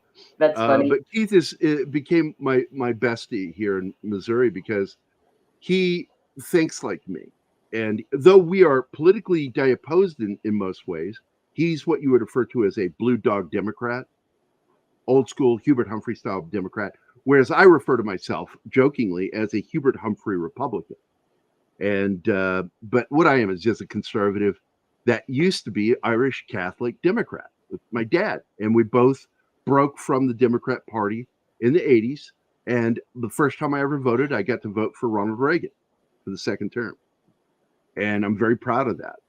I'm not proud that I voted for George Bush. I ended up hating him while I was in the Army and refused to vote for him. for a second term because he was a coward. Not a big fan of Schwarzkopf or Colin Powell. I was, as Dennis Miller called him, Simon Bar Sinister, a little motherfucker of the Patriot. I just forgot his name that ran for president against Bush and Clinton. Now, are you saying then that you've always been conservative since you reached voting age? Well, here's the thing. I consider myself a Democrat, but I was conservative as a Democrat. I was a Hubert Humphrey, because Hubert Humphrey today would be a Republican. Everything he stood for is what I've always stood for. I loved Hubert Humphrey. He was one of, he got caught with his hand in the till once. And so he's not a perfect politician. He was definitely, I think all of them are corrupt. I got to be honest. But he was about as non-corrupt as you got. But he got pulled into that ab scam thing too. He was in it. Now, when the Ron Paul revolution came through, were you on board with that at all? Ask that again? Ron Paul? Oh, I like Ron Paul. I like Ron Paul, and I kind of like his dad. I think his dad. Ron Paul. That is his dad. Okay. I like the son. I like the son more than the dad. Okay. He is absolutely an aggressive motherfucker. I like guys that don't put up with other people's bullshit. Calls people liars when they're fucking lying. Yeah. He's the one who outed Fauci. And I love that guy for doing that. But I think sometimes, I don't agree with everything they say politically. But I'm one of those people that's, 90% of me is conservative and 10% of me still has that liberal leaning when it deals with the poor in particular, because I grew up poor, dirt poor, didn't have much of anything. If it weren't for social programs, I would have starved as a kid. Charity didn't help us. So you had government cheese. Yeah. Which is American cheese. Yeah. I've had American cheese as a kid, that stuff that they gave out, the big block of cheese. Yeah, we also got that as well. And I got to tell you, I wrote a song. I was in a punk band. Okay, I was in a couple of punk bands. First punk band I was in was with my best friend I grew up with, Jim Woodward. And the band was called the Smelly Pubes. And I wrote a song. First song I ever wrote was called "There's a Dead Mouse in My Room and It Smells Like Shit." And it was a true story because I came home from Christmas break and a mouse died in my trash can, and it was horrible. It had smelled peanut butter in my trash can, fell in there and died. Okay. Starved to death. And I wrote the song. That's the only lyrics of the song. There's a dead mouse in my room. There's a dead mouse in my room. There's a dead mouse in my room. It smells like shit. And then I wrote another song because the guitarist in my band was, fuck him, I'll say his name, Sergei Dubovik. He was a piece of shit. Fucking hated that guy. And we had a singer, her name was Michelle. I think Henny was her last name. She had a voice that was amazing. And I would do duets with her because I would sing from behind my drum kit. And we would do songs together. And I just loved her. She was a plump little girl. She was gorgeous, but she was a tubby, And Sergei turned to her one day during practice, rehearsal. And he said, you'd be very good for front of band if you weren't so fat. And his grammar pissed me off at first, but then I went, wait, what did he just say? And when I turned and saw her face and what he did to her, just her face was broken. And I saw it. I can read expressions so well. Mm-hmm. I had acrylic drumsticks, 5B drumsticks. They were heavy acrylic drumsticks because I would break the tips off of drumsticks. I do a lot of rim shots. And I took that fucking drumstick, leaned back, and I threw it right at his head. And it went flying through the air, zip past his head. He turned and saw it stick into not drywall, but sheetrock. Oh my God. I threw it that fucking hard. It went into the sheetrock. He looked at that and then he turned back and everything was in slow motion at this point. I'm going to describe it to you. He turned and looked at me. He's still strapped into his guitar. And I'm like, I'm going to kill you. And I'm throwing my kit in different directions. I'm just going through my drum set, just throwing, and the cymbals, everything's flying, and my big bass drum flips through the air, and I'm coming at him. My arms are out like Frankenstein. And he has the wherewithal to unstrap his guitar, set it in the guitar stand before running. And the irony of this motherfucker is he was on welfare, straight up welfare. Came from Russia and immediately went on into welfare. Immediately. And he ran, and I never caught him. I couldn't catch him. He was too fucking fast. And I told him, don't come back. Send somebody for your equipment. Don't fucking come back if I catch you, because we owned the house. We lived in the house, my whole band. He was the only member not living in the house. I said, don't come back. Send somebody for your shit. And oh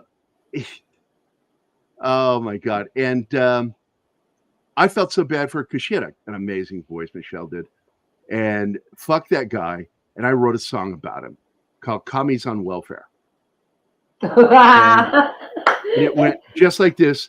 Commies on welfare, commies on welfare, Pinko in the cheese line, Pinko in the cheese line, commies on welfare. Oh my And God. You should re-release it right now. No, I'm well past that. Okay, so this is what's hilarious. Earlier, you gave me a hard no on singing on my stream, and you just keep fucking singing. So I'm bringing my song up, and you're gonna sing. I don't know, man. Just kidding. I don't know. I did play football. I was all district, all state football player and baseball player. I played semi-pro baseball, farm league in Virginia. They got a real ball field now in Fredericksburg. There's an actual stadium in Fredericksburg where I grew up. I'm like, we didn't have that. We played on the high school baseball diamond when we played. And I played in high school. I was very good athlete.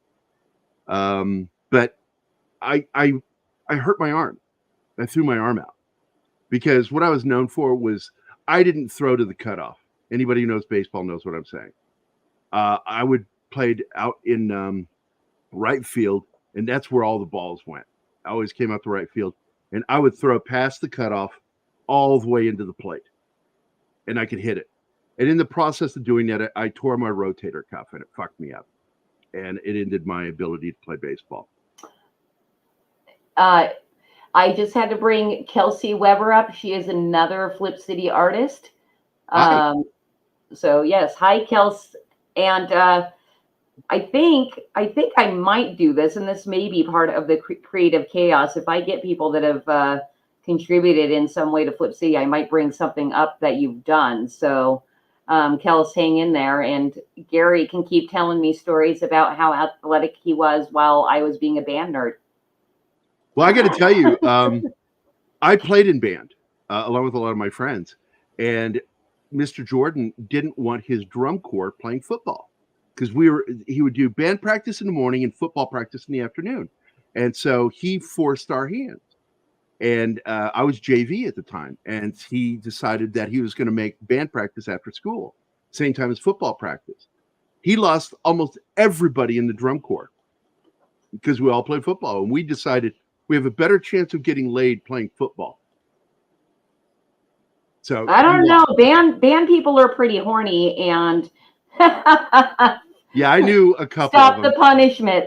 They're pretty horny, and they have very good mouth control. That's all I'm going to say about that. And breath control. So yeah, I'm going to bring up some of Kelsey's work here in just one moment because it is Creative Chaos #1. And I want to thank Gary again so much for helping me get my problem solved to actually stream to YouTube. And thank you to everybody hanging out in the chat. My plan is to stream every Thursday starting at 6 p.m. PST, 9 EST. So smash that like button and share the stream out. I'm having a really good conversation with you, Gary. Thank you. Oh, you bet. I love talking to people. And, you know, you would never know by the way I have conversations. I'm a real extreme introvert. No, liar. No, Liar! I'm tested, INFJ. We are a very strange people. We only make up 2% of the entire human population. INFJs are introverts, but we have the ability to socialize, whereas most introverts can't. Okay. And we are quite comfortable. But when we do that, we then require a period of time to recover from it. I need 2 to 3 days. Anytime I do a comic convention, 2 to 3 days of being left the fuck alone.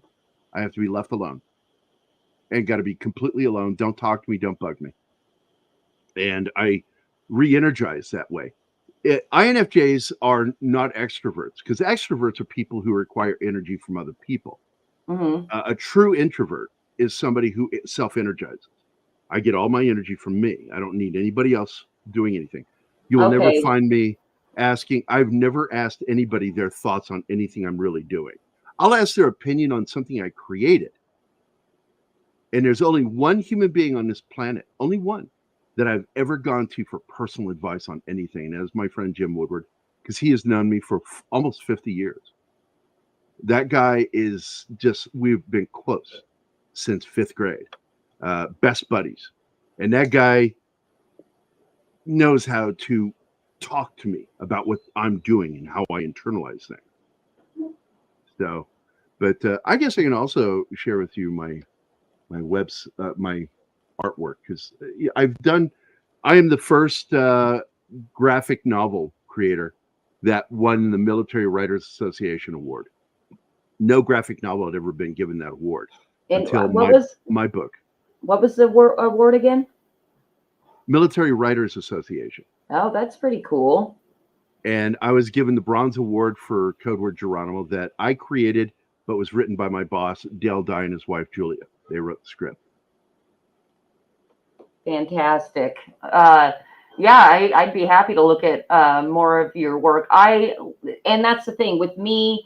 I don't do any of the illustration inside Flip City because I do not have that skill.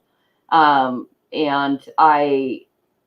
but I am kind of an art nerd, so I do love looking at other people's work. And this was something that we published in the most recent edition by Kelsey Cade. And if anybody's familiar with basically our shitty representatives in Congress and things like that, these are some takes on them with Poe-style written verse to go along with them. So we've got Grossa DeLauro and Stacy Casket on this, but Kelsey did a full spread. So there's 2 more on the other side. So love you, Kelsey. I'm what's referred to as a true Renaissance artist, because there's not any form of art that I can't do. I can compose and play music. I can write. I can write poetry. I paint. I sketch. I sculpt. In fact, there's samples of my sculptures here. Let me enlarge this, engorge it. I'm engorging this page so I can read it. More. Let's get to sculpture. Here's some of my sculpts I've done. Rutger Hauer. Rutger Hauer has the original of this before he passed away. You sculpted that? Yep. Very nice. Sean Connery. Damn. This is during the sculpture I was sculpting it. This is Rutger Hauer. Some more stuff. I sculpted the official bust of actor Brian James. Oh, there it is. There's Brian. He was in Blade Runner. His family commissioned me to do that for his golf tournament that was put in his name after he passed away, and that was the final sculpt of Brian James. Really cool. I sculpted. That is the bronze casting that was done for the golf tournament, the Brian James. Each one was numbered and signed. Another shot of it, 3D, so we could show it different angles. I'm very good at all of that crap. I paint. And we got a question for you. Yeah. Skunk asked, "What scale is that?"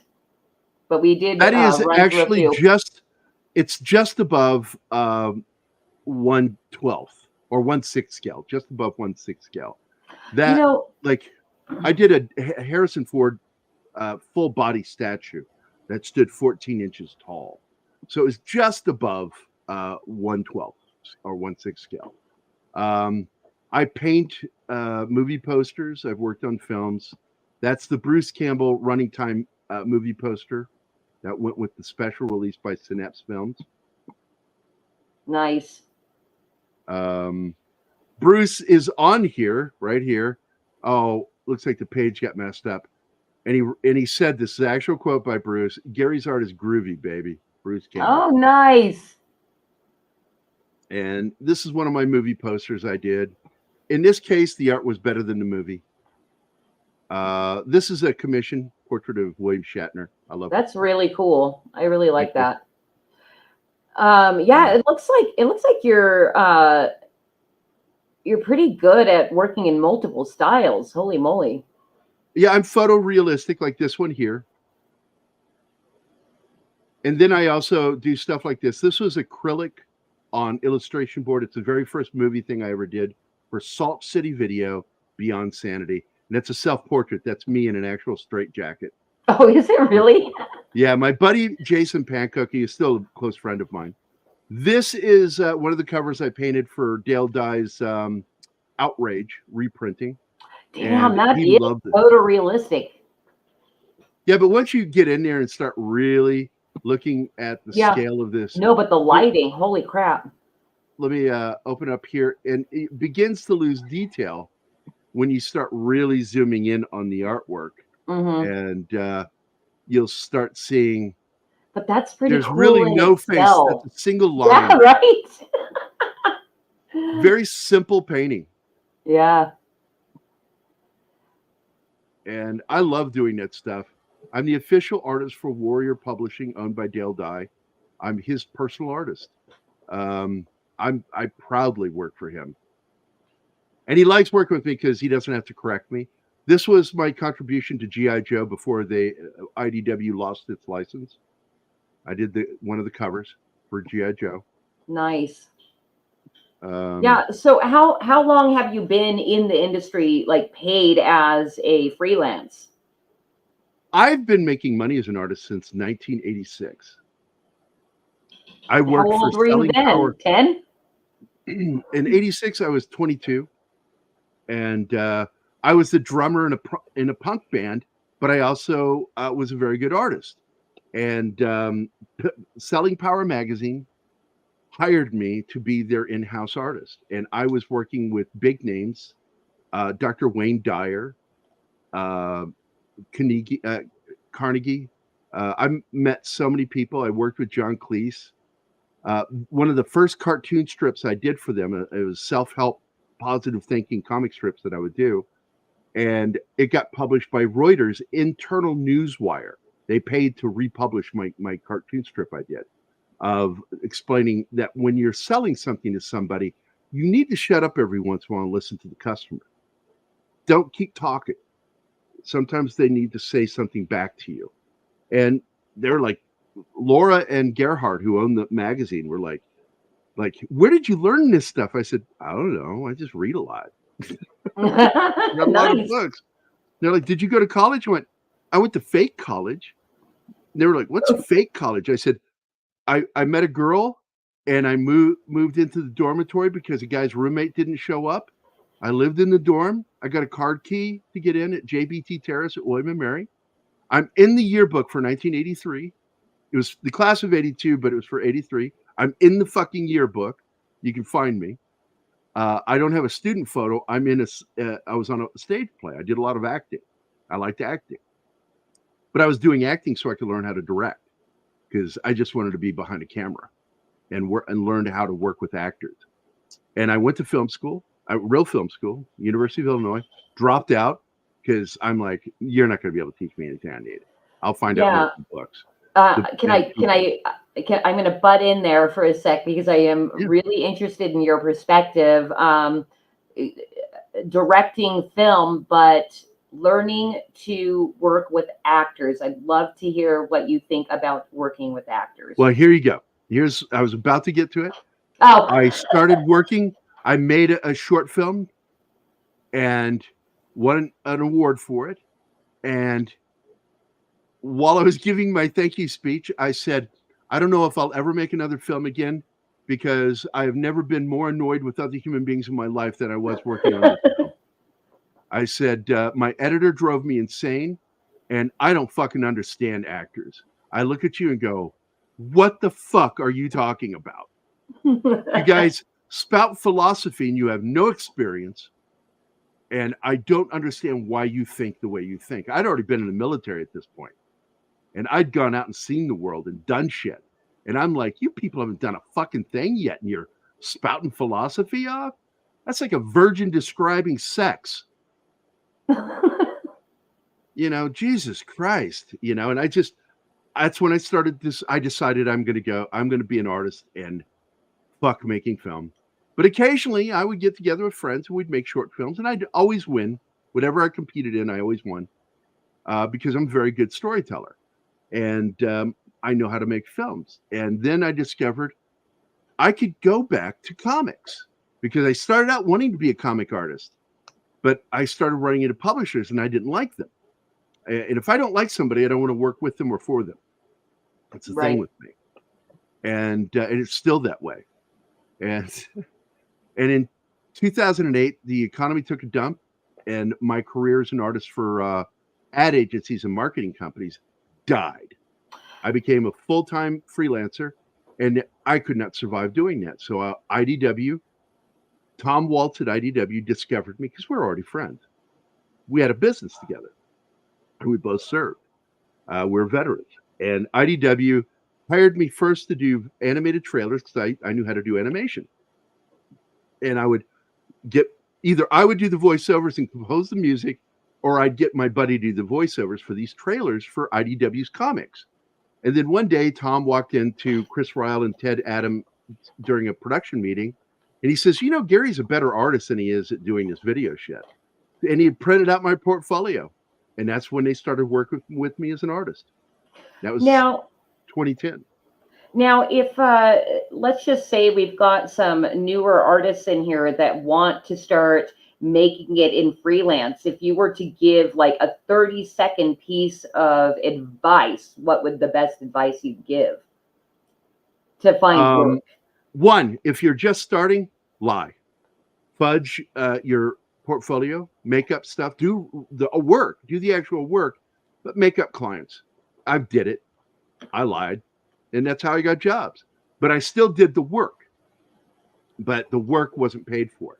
And I fluffed up my portfolio the first year to get me more work.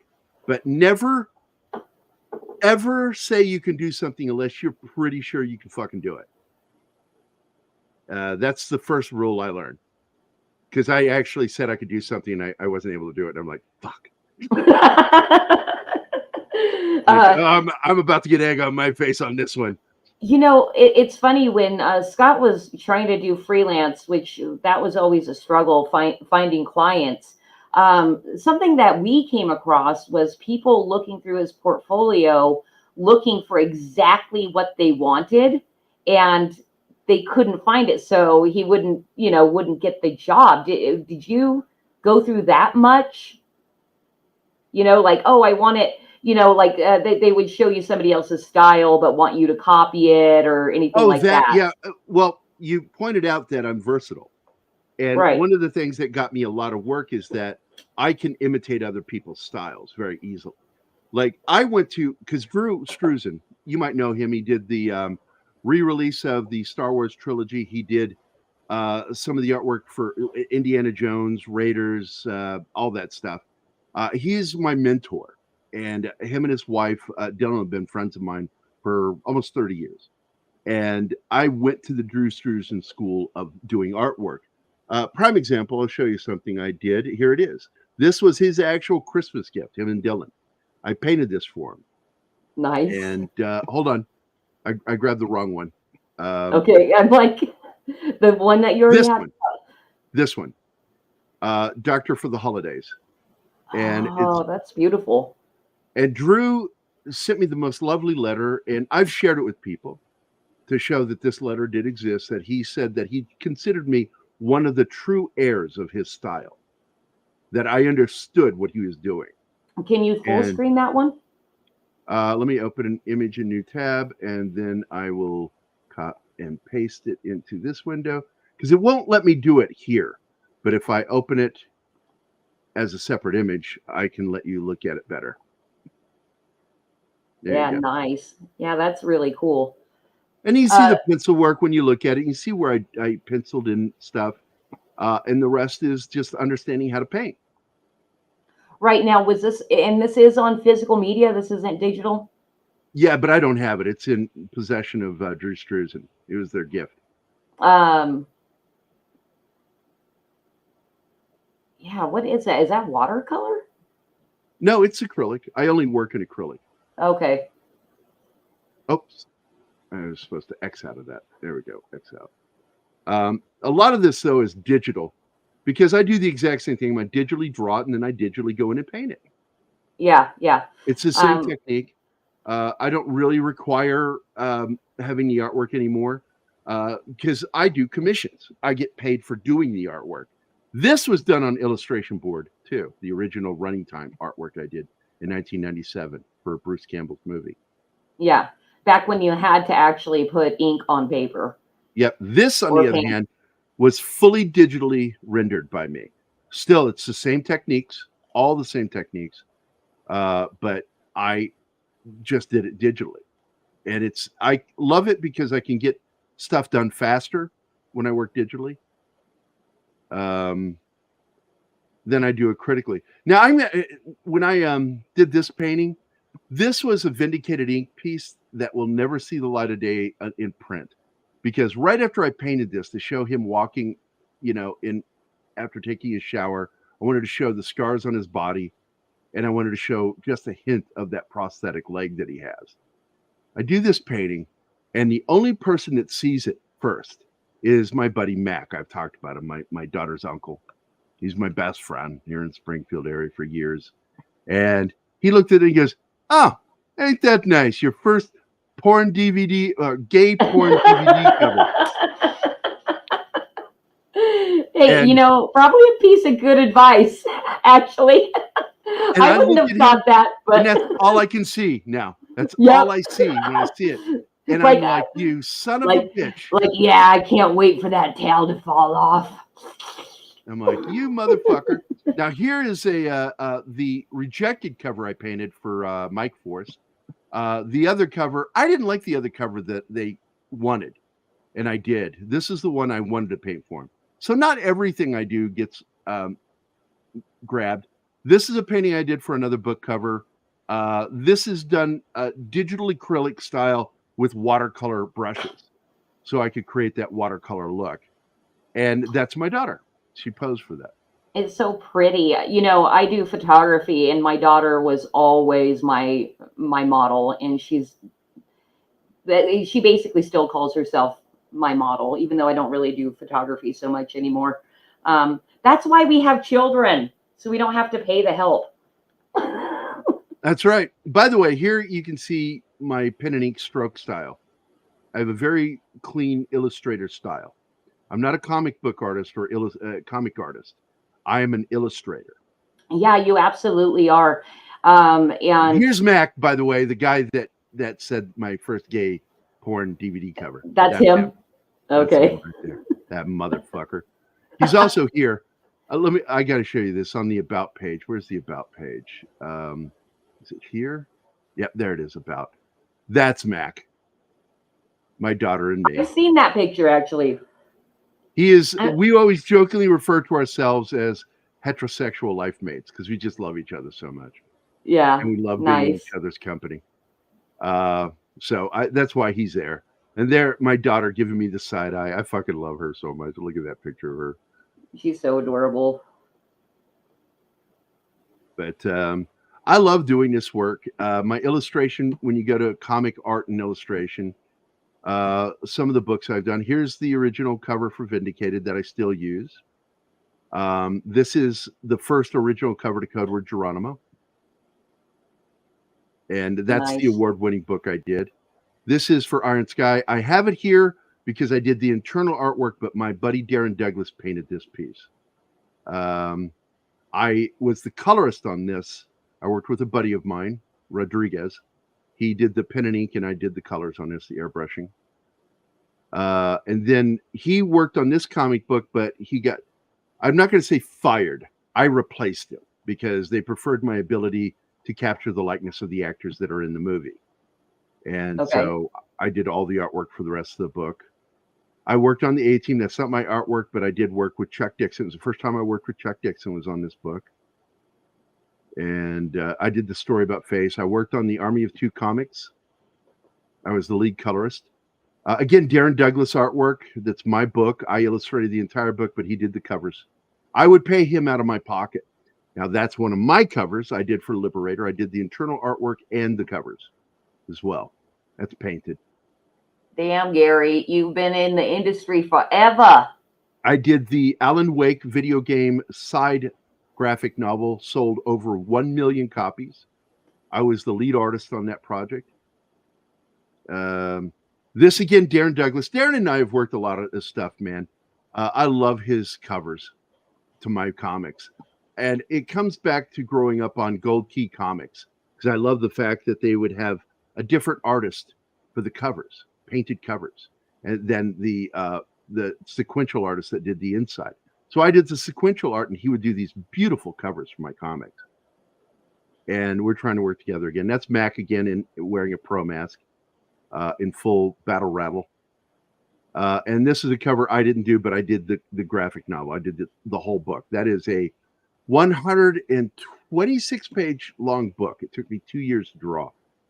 Yeah, I would assume you're pretty fast in this day and age. I mean, gosh, just looking at the expanse of your portfolio alone. I'm faster working digitally. This was one of the first covers I ever did for a magazine back in the 90s. This is one of my political cartoons. I can do caricatures. Nice, yeah. Have you read this? You should read that. I have not. Read it. It's like Okay. The church needs to change. Stop hating gays. Start punishing child molesters. Act more Christ-like. I have heard your cries. I have seen the error in my own ways and the ways of the church, and now I bring you real change, real reform. And then there's one guy in the crowd goes, "Oh, you're only doing that to score political points." I love doing caricatures. Yeah, that was a good Pope. There's one. I've done a lot of cartoons, published cartoons. That's Detective Nobody. Yeah. Here's some political stuff I did during the first Gulf War. I need to open this up in a new tab and then bring it back so you can actually read it. Because I enjoyed doing these things for a magazine. Paste and go. Here we go. So you can actually read what's going on here and see. Meanwhile, in the world where Saddam may not be dead, he's getting a menu. And these two guys, two Iraqi generals, are selling lemonade to the soldiers. No chemicals, we promised. Oh my God, that's so funny. Thirsty again.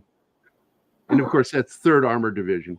The 3rd Armored Division again. And they said, yes, we just figured out what's up Minister Mohammed Saeed al-Shaykh's butt.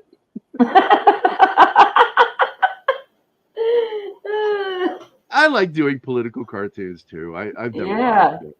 Nice. I've worked for newspapers. I worked for the Federal Way News right outside of Seattle. But then I love doing comic books. It's just one of those things I'm always going to love doing. Is I love visual storytelling. And here's a couple of pages from the Alan Wake comic book.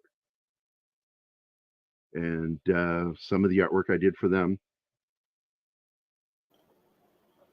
And this is the thing. I designed the logo for IDW. I did a lot of work for IDW that nobody knew about. That just nobody knew. I did the coloring on this piece. I'm very good at coloring. And I designed the logo for the whole Infestation storyline that impacted Transformers, Star Trek, G.I. Joe, everything that they had the license for. And here's the full wraparound cover I drew for Code Word Geronimo. Oh, very nice. And I'm very proud of that book. Very proud of it. Yeah, absolutely. something that I'd love to see is for your needle to get moved on your campaign during this stream. We've been going for 2 hours now, and I don't think the needle has moved at Well, all. I think most of these people already know me and have already. I know. I'm talking to Skunk, who neither of us personally know. Go back, Vindicated Inc. on Fund My Comic.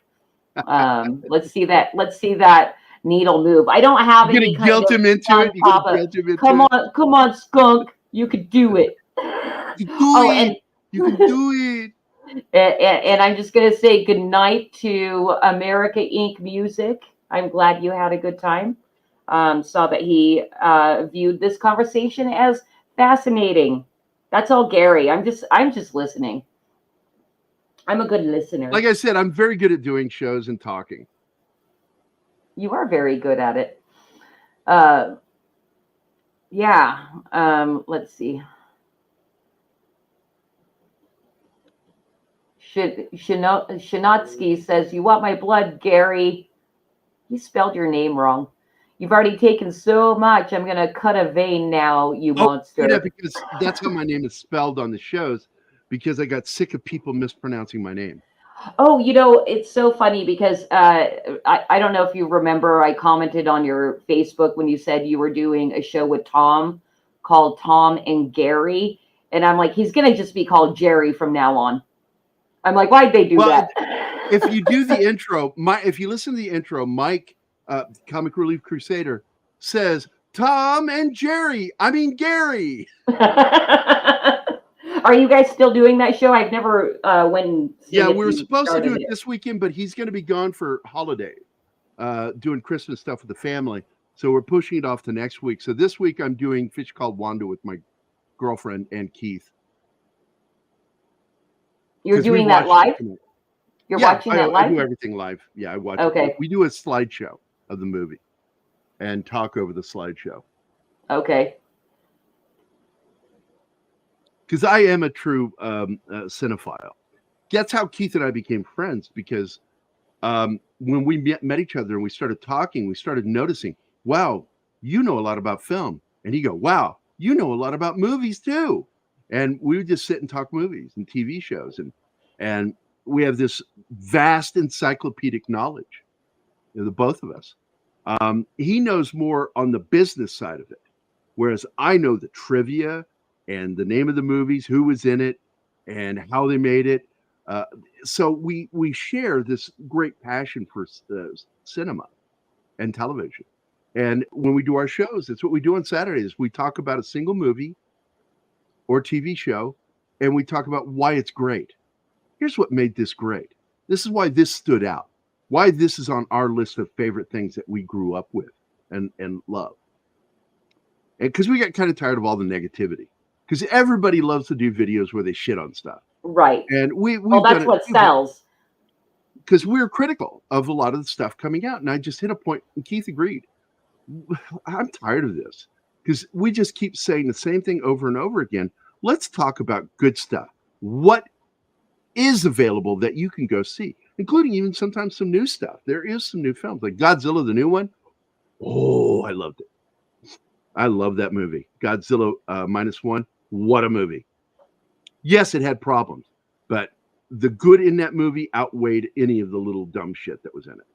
Nice. Well, I'm glad there's stuff people are still enjoying. And there is always stuff. If you really look, there's always something you can go out there and see. And as far as comic books go, independent comics are the way to go.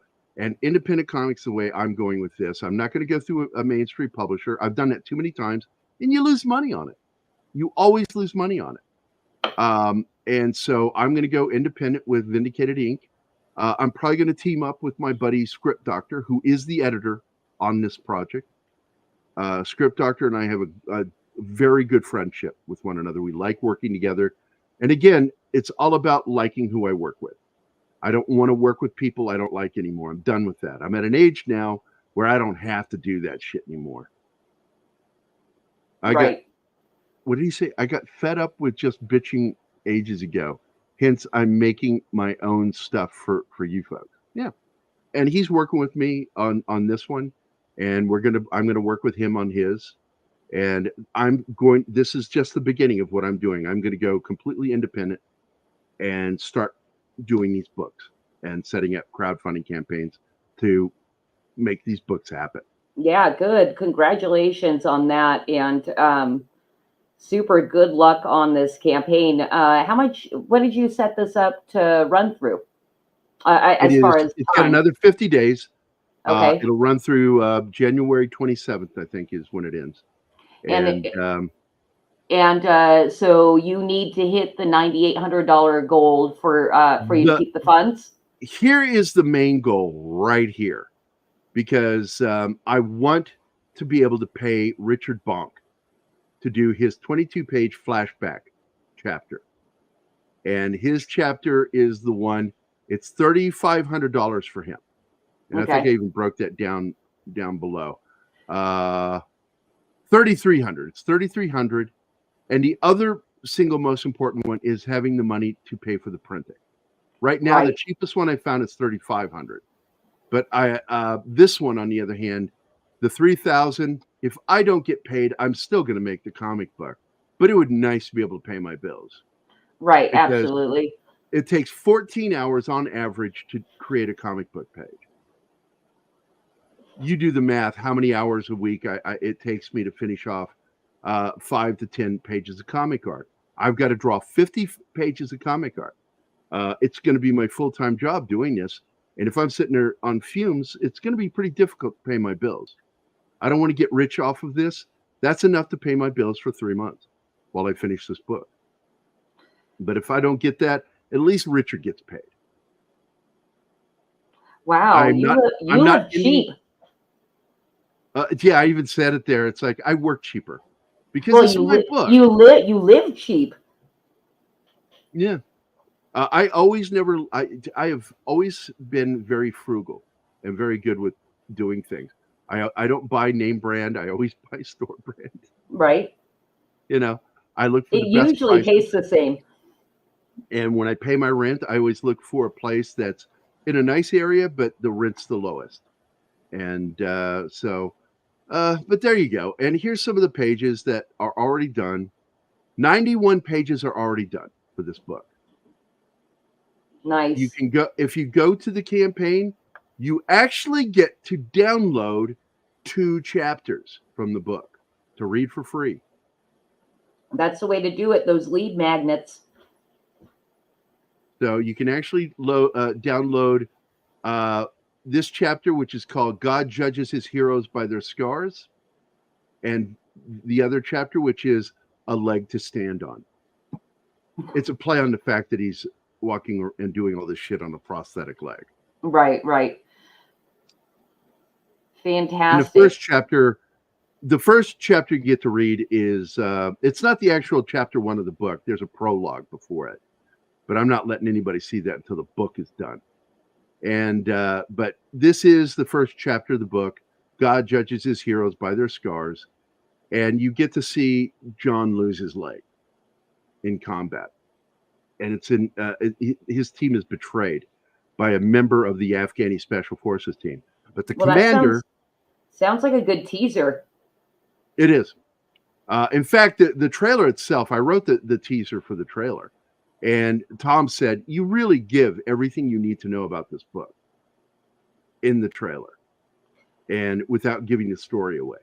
That's fantastic. In fact, because that's not the longest trailer I've seen. And I was talking to somebody else today saying that's the hardest thing with people that are kind of new to creating campaigns is not being able to bring their pitch down to an elevator pitch.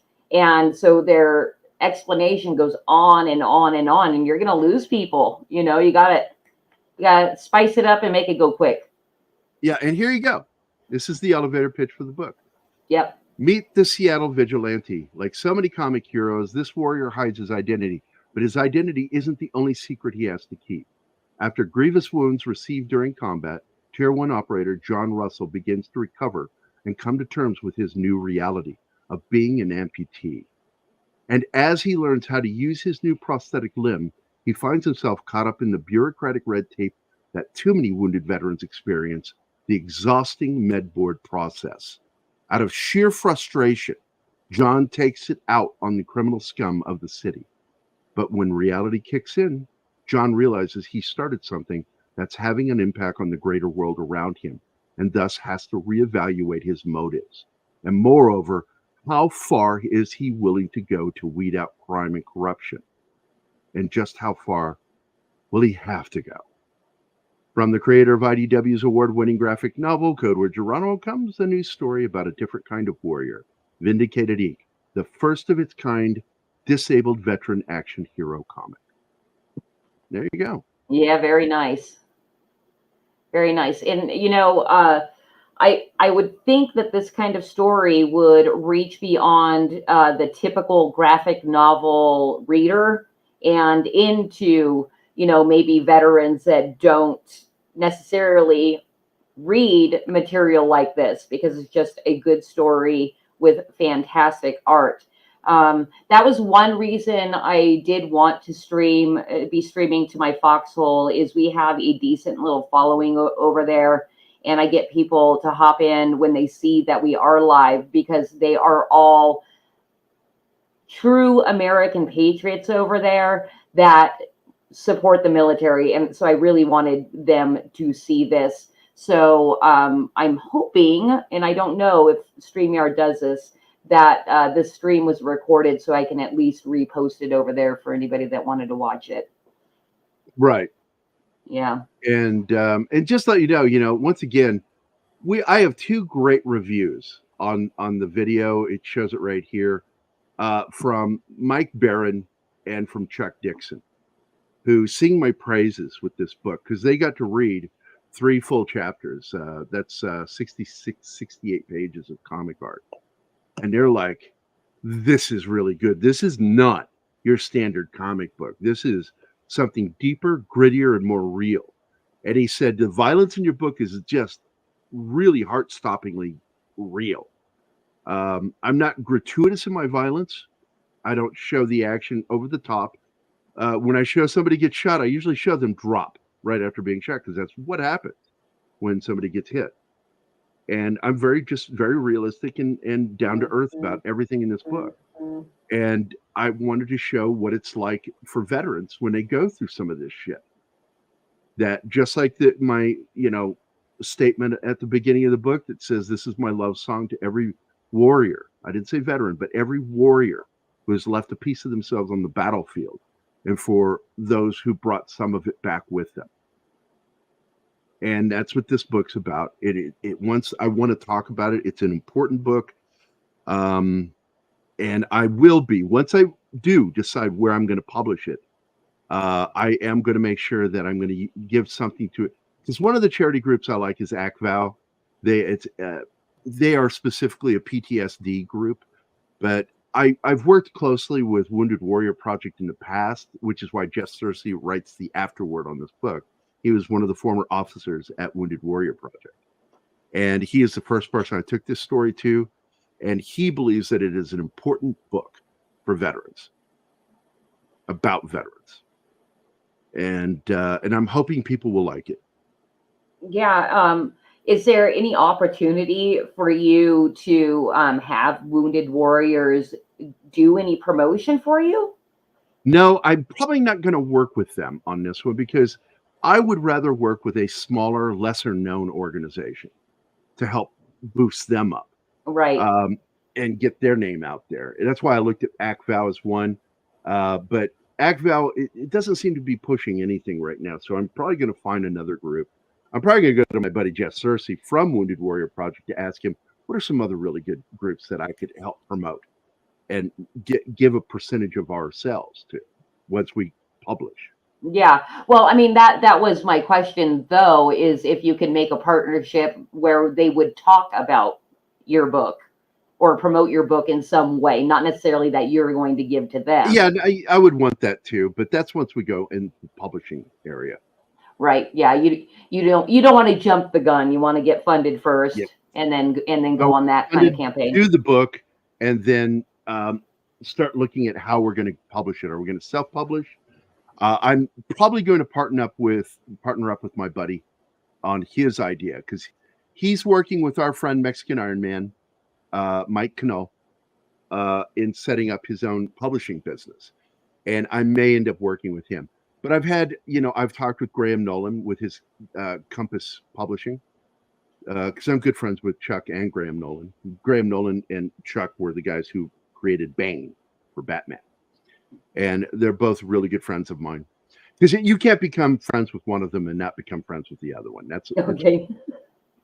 And I told Graham one time, I said, I knew you and I were pretty chummy when your wife befriended me. Yeah. When my friends' spouses start talking to me and following me on Facebook or Twitter, I'm like, okay, we've become friendly. Right. I like that that touch point. It's like, okay, yes. Because I'm friends with a lot of wives of the people I work with. In fact, Dale Dye, as much as I know him and he knows me, and we have a great love and affection for one another, I deal mostly with his wife. She's the one who runs the company for him. While he's off gallivanting around the world, making movies and TV shows, she's the one who stays home and runs the business. So I work closely with her. And she's one of my best friends, I start feeling weird if I haven't heard from her, and I'll call her up out of the blue. I said, I hope you're not busy. I just wanted to talk with you. See how you're doing. Oh, that's nice. Yeah. And they're kind of the grandparents of my daughter. Oh, that's even nicer. A blessed life. I mean, I'm sitting here right now. In particular, I'll pull this up right now. So I get this card this last week, and I open it up, and I'm like, who's this from? Without leaving a reply address. And I open the card up. Here's the card. And I open it up, and it's from Sean Young from Blade Runner and all those movies. Wishing me a happy Christmas. I live a very amazing life.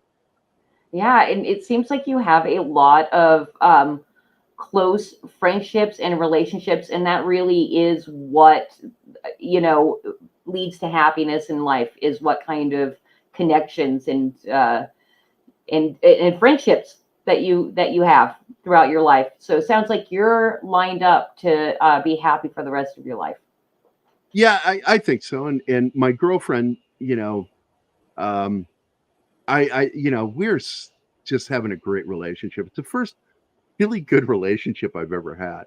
And don't think for a second I don't find it taxing, because relationships in general are exhausting to me, because I just want to sit quietly and do what I'm doing. But she demands time from me, and I kind of like that demand. I like having that demand made of me, because if I'm left to my own devices, I'm sitting right here at my desk, fucking doing artwork. If I have a keyboard near me, I'm composing music. If I have sculpting materials, I'm sculpting something. But I also like building model kits, and I love watching movies and TV shows. And I'm happiest when I'm just left alone to my own devices. Right. And it's work to interact with people. This is work, but I like doing this because I feel very productive when I'm sitting here talking with someone like you. I feel like I'm doing something. But she's afraid you're going to steal Dale away from her. No, that's never going to happen. Dale Dye he loves that woman so much, and he, just like me, robbed the cradle. She's a youngin'. She's my age, and and he's in his 70s. Nice. And she's gorgeous too. And Julia is a beautiful woman. Have you been drinking the same beer the entire time? No, are you a sipper like that? This is my third beer. Okay. Still jealous. Still Guinness jealous I don't have beer. The meal in a can or bottle. Which, by the way, please tell me that you think IPAs are disgusting. I don't like overly weedy or barley. What is it? Not barley. Is it barley? Hops. Hops. I can't stand too much hops. Yeah, and you know what? I kind of feel the same thing with wheat beer as well. I definitely have to put orange in wheat. Yeah, weedy and hoppy beers turn me off.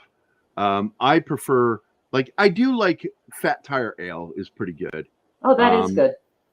But like if I'm gonna drink a beer, I'd rather drink something like Sol or Dos Equis, because man, Mexican beers are really good. Cerveza. I like dark Germanic beers.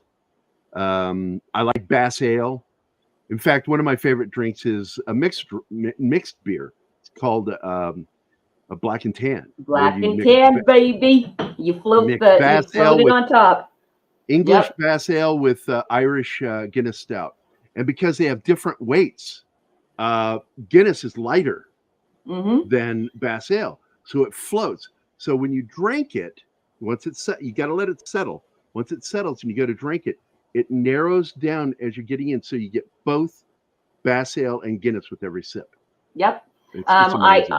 I can pour a pretty badass black and tan. It's fun too. Yeah. It's fun, But you know, then- to grab that spoon, pour it over. I like real Irish whiskey.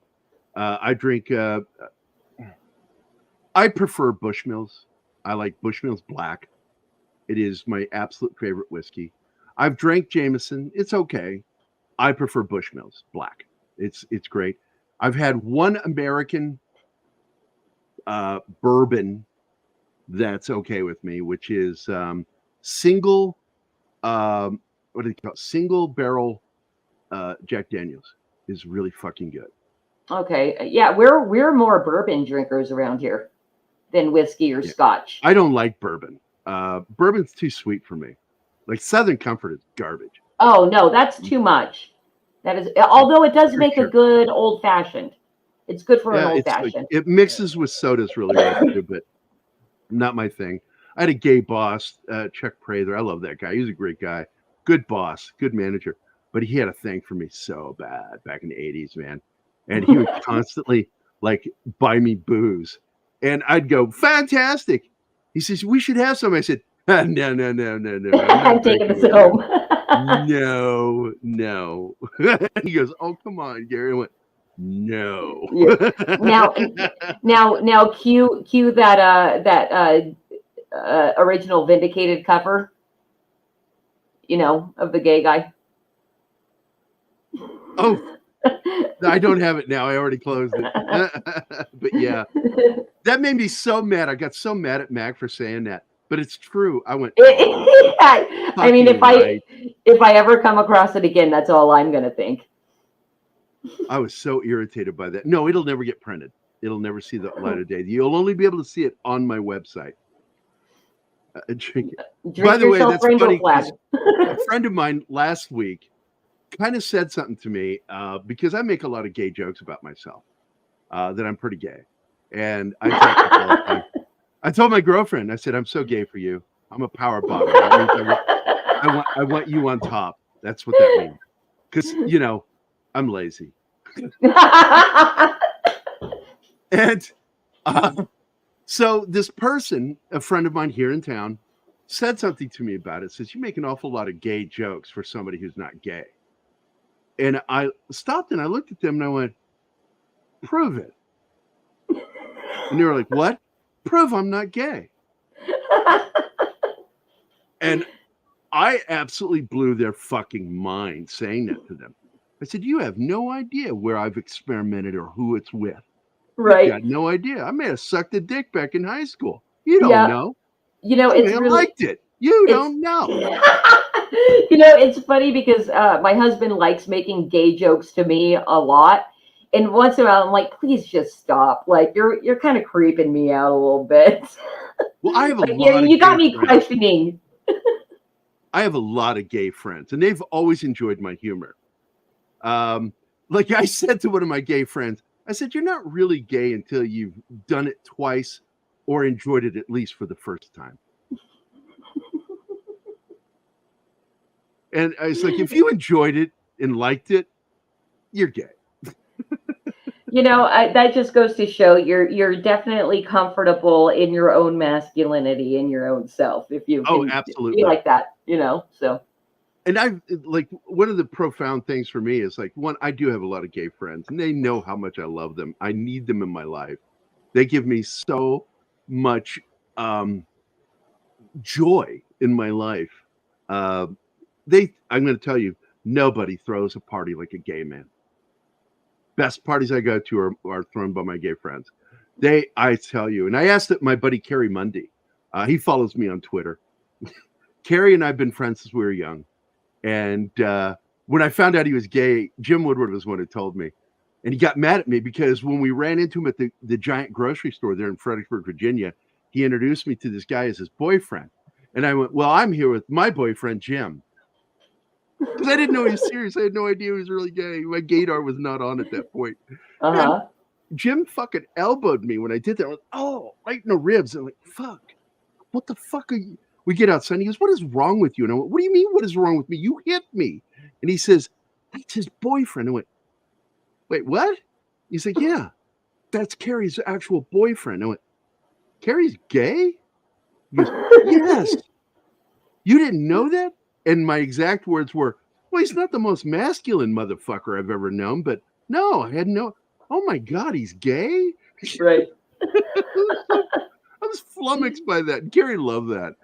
And Kerry would throw these parties, and it led to a funny moment at one of his parties. And I asked him at that same party, I said, how is it that gay men do this, throw such great parties? He says, we never invite lesbians because they hate men. And I went, is that true? I think it's a truism. I don't think it's absolute fact because I've had lesbian friends and they're awesomely funny. Right. But he never invited, it was always his stag parties is what these were. They were guy parties. But at one of his parties, we did a banana eating contest. And like, how much can you bite off in one bite? Oh, so you had a deep throat? This is gay. This is really gay. But he discovered that I won the contest because I have no gag reflex at all. I have zero gag reflex. Nothing. So I took a big old honker bite out of that banana, and he went when I did, and then he leaned in. He goes, "Are you sure you don't want to be gay?" And I went, "I'm very positive. Thanks, buddy. Though, if I were, you'd be the first."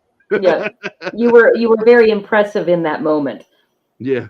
And that blows a lot of people's mind. Like, holy shit! And that's how I chug beer. I can down a beer really quickly because I can do that whole open in the throat thing and just glug it down in one big gulp. And but nope. In truth, in all honesty, I've never been gay. I've never been interested in it. But I find it funny to act gay and to make jokes about being gay. And I tell everybody I'm gay for my girlfriend all the time. I'm so gay for her. I'm gay for movies. Right. Because to me, like, gay is just this great word that in many ways it kind of means love. Right, absolutely. Hey, on that note, I think I'm going to put, if you're okay with it, I am going to put a Flip City stamp on your head and make you read a poem. Okay.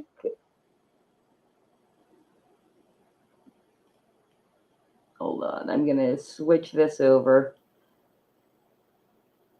Yes, I'm gay for Godzilla, Chinatsky. It's true. Yeah. Because I would like to have him all the way in my mouth or all the way in my ass. You probably... am I sharing the screen correctly? Let me see. I can see it, but I can't read the print. Oh yeah. I was gonna zoom in. So this is a poem. It's been passed around a little bit and been read on other streams. And here's something that you can.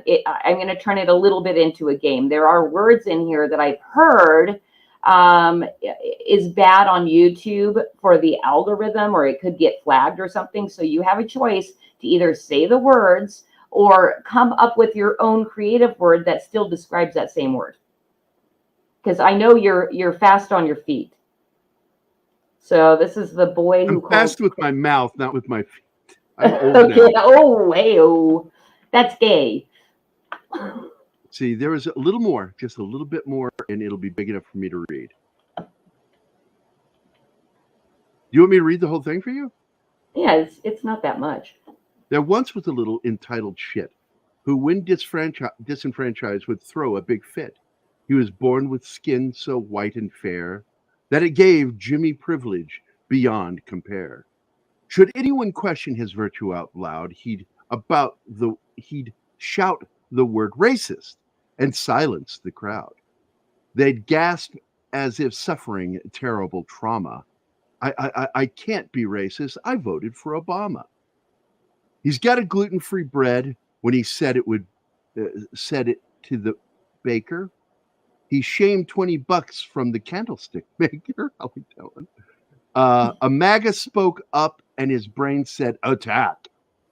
You voted for McCain because Obama is black. I'm gonna move it for you. Everyone tired of Jimmy's new grift.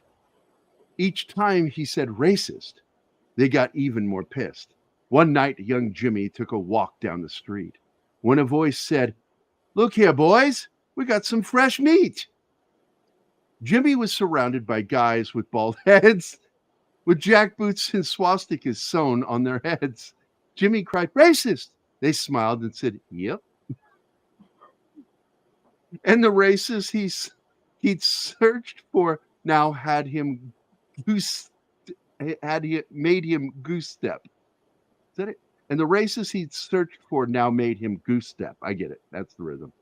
They marched him all night to their swastika flag, and they took all his money and called him an ag. Ag. I don't like that word. It's one of the words I don't like. His bubble had popped and he needed his mommy, but a surprise was in store for this wannabe commie. I like that a lot. The skinheads attacked me. This isn't my day. The people said, sure thing, whatever you say. No, really, he pleaded, doesn't anyone care? They snubbed him to go get a burger somewhere. Poor Jimmy, demolished, was left all alone. The people were wise now. His colors had shown. Never again would they fall for his crap. And they promised the next time they'd break his kneecaps. Consider it karma for this sad soy-soaked him he. But the moral of this story is don't be a prick like Jimmy. Yay! I like that one. Yeah, Well, that's one of those words because I'm ashamed that I used to say it all the time. And it comes out of my mouth when I play video games. Now, see, that's the thing too, and why it's just censorship drives me nuts. Is it's all in the But context. that's a self thing. It's a self censorship. It's I don't. Oh if no, I no, wanna say that I'm not word, talking about nobody's you. stopping me. Yeah. Yeah, no, I'm not talking about you. I'm just talking about like the algorithm in general and stuff, and the YouTube rules and all that kind of stuff. It doesn't allow for context.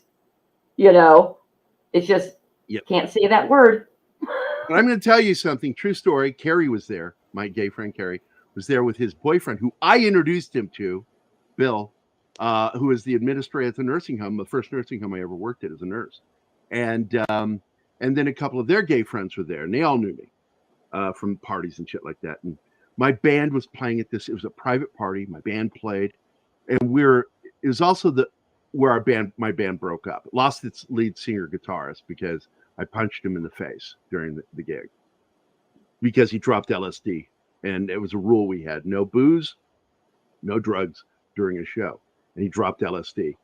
And he started playing Crowded House's Don't Dream It's Over in a reggae riff when we were playing it straightforward rock. And it was a train wreck. And I feel bad. He forgave me. We're still friends to this day. He forgave me. But the band broke up over it. But the cops came and shut down the music at the end of the party before we could finish the third set. And I got so angry because I knew what neighbor it was. And I stood up on one of the picnic benches out in the yard. And and this is so funny. And I yelled at the top of my voice. And I'm very fucking loud when I yell. They heard me because I saw them standing in their kitchen door looking out at us. And I yelled, "Are you happy now, you?" And I The said, sound dropped out. I said, are you happy now, you fucking? And I'm yelling like this. And then my eyes slowly drifted down. And I saw all my gay friends at that one table leaning back in sheer horror. Really? And then I went, oh my God, I said that word. Oh shit. And I'm looking at them, and it's a millisecond. This is happening really quick in my head. And I went, say something. And I went, I meant like the non-gay bag. I'm not getting out of this. Never mind. And I walked away. I'm sorry. I yelled back. I'm so sorry. And I walked away, and they forgave me. Well, And they couldn't I say can that to me. imagine. And this was then back in the day when everybody was calling each other that. Oh, dude. When we were like, dude was like dude, chick. Like I was a California sounding guy. I'm accent neutral. You can't tell where I'm from. But some people have mistaken me from being from California because I throw down a dude really quick. Dude, come on, man. Dude. Yeah, dude. And Dude. when we'd be doing something like athletic and we'd hit like get football, get up, FAG, we'd yell at each other. Or FAGGOT was another popular one that would yell at each other. And it was in the Army too. We did it too in the Army. You heard it a lot. But I hit a point with all the gay friends I have, and I have a gay son. And I'm very proud of him as a person. My pride in him has nothing to do with his sexuality. I think that's weird. People who say they're proud of their gay children. It's like, why? Like, I mean, for I'm that proud reason. that I'm not proud that he knows how to bang another dude. I think that's a weird thing to be proud of. It's not like he's curing cancer, as Norm Macdonald would say. But I'm proud of the fact that he's not afraid of who he is and saying who he is and being who he is. I'm proud of that. I'm proud of anybody that's like that, that stands up for who they are. My son has always been that way. And I can't remember. There was something I told you to make a note about my son. What was that? It was about I think it was about his husband or going to be husband. John. Yeah, John Lee. He's just a sweetheart of a guy. And my son, it was the porn is what that was about. Oh, that's right. In Virginia, where he lived, in the Fredericksburg to Stafford, Spotsylvania area, you have to be 21 to buy porn.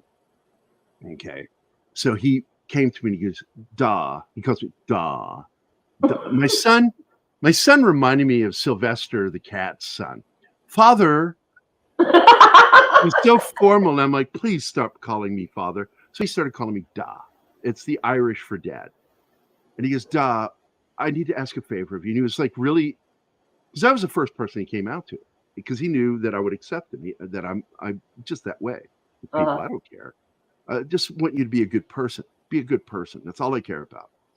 And he comes to me and he says, Dad, I would like to get some porn, but I'm not allowed to buy it, and I can't go to Mom. Would you buy me some porn? And I went, oh God, yes, I will do it for you. I love you, son. I will do it. So he gave me the titles and where to go to get them. So I bought these things for my son, and I bought him a lot of porn to get him through his lonely nights. Okay. And this beautiful girl moved into the apartment complex, and my buddy Jeff, who lived in the apartments with me, he was a teacher that lived downstairs. She moved in the apartment right across from me, and she saw that I was a single dad, of the little girl, and she's like, "That is so sweet that you but for some reason, she was standing there talking to me when I'm checking my fucking mail one day. This is the day she decides to come and talk to me. So I'm opening up my mailbox and pulling out all this stuff. And I get this thing from the video dealership I buy those videos for my son for. And it is an absolutely X-rated freaking gay porn magazine is what this is. Uh-huh. And not in an opaque envelope. No. And I popped the seal on it to open it up to see what's inside. And she's standing right there with me. And this is some of the gayest stuff I have ever seen in my life. Men, I mean, you don't get more gay than two guys doing it. Okay, two guys fucking. That's gay. That's pretty And gay. that's what was in here, guys. Mouth, ass, everything. And I'm talking to her, and then I look down and I see this, and then I look back up at her, and she's now looking at what I'm Oh looking at. no. And I went in my head. I went, well, I know who I'm not going to get laid by now. She thinks I'm gay. I closed it and I went, well, it's good talking to you. And then I You're went like, no, I upstairs, swear it's for my son. and then I went upstairs and I called Ben. And I went, thank you. Yeah, you just cock blocked me from a girl that I just met that was hot, and she was into me. Right. Thank you, son. Thank you for Hey, being. but you know what? It does not necessarily mean that would stop her from trying to get with you and make you ungay. She didn't. She had no interest. She had lost interest very quickly because I had gay porn. Right. That is not something I'd want to see somebody I was crushing on holding either. I think I wouldn't try to ungay you. I think if it didn't turn her off to me thinking I was gay, it just turned her off. Right. And she was just lost any interest in me. And I was like, fuck.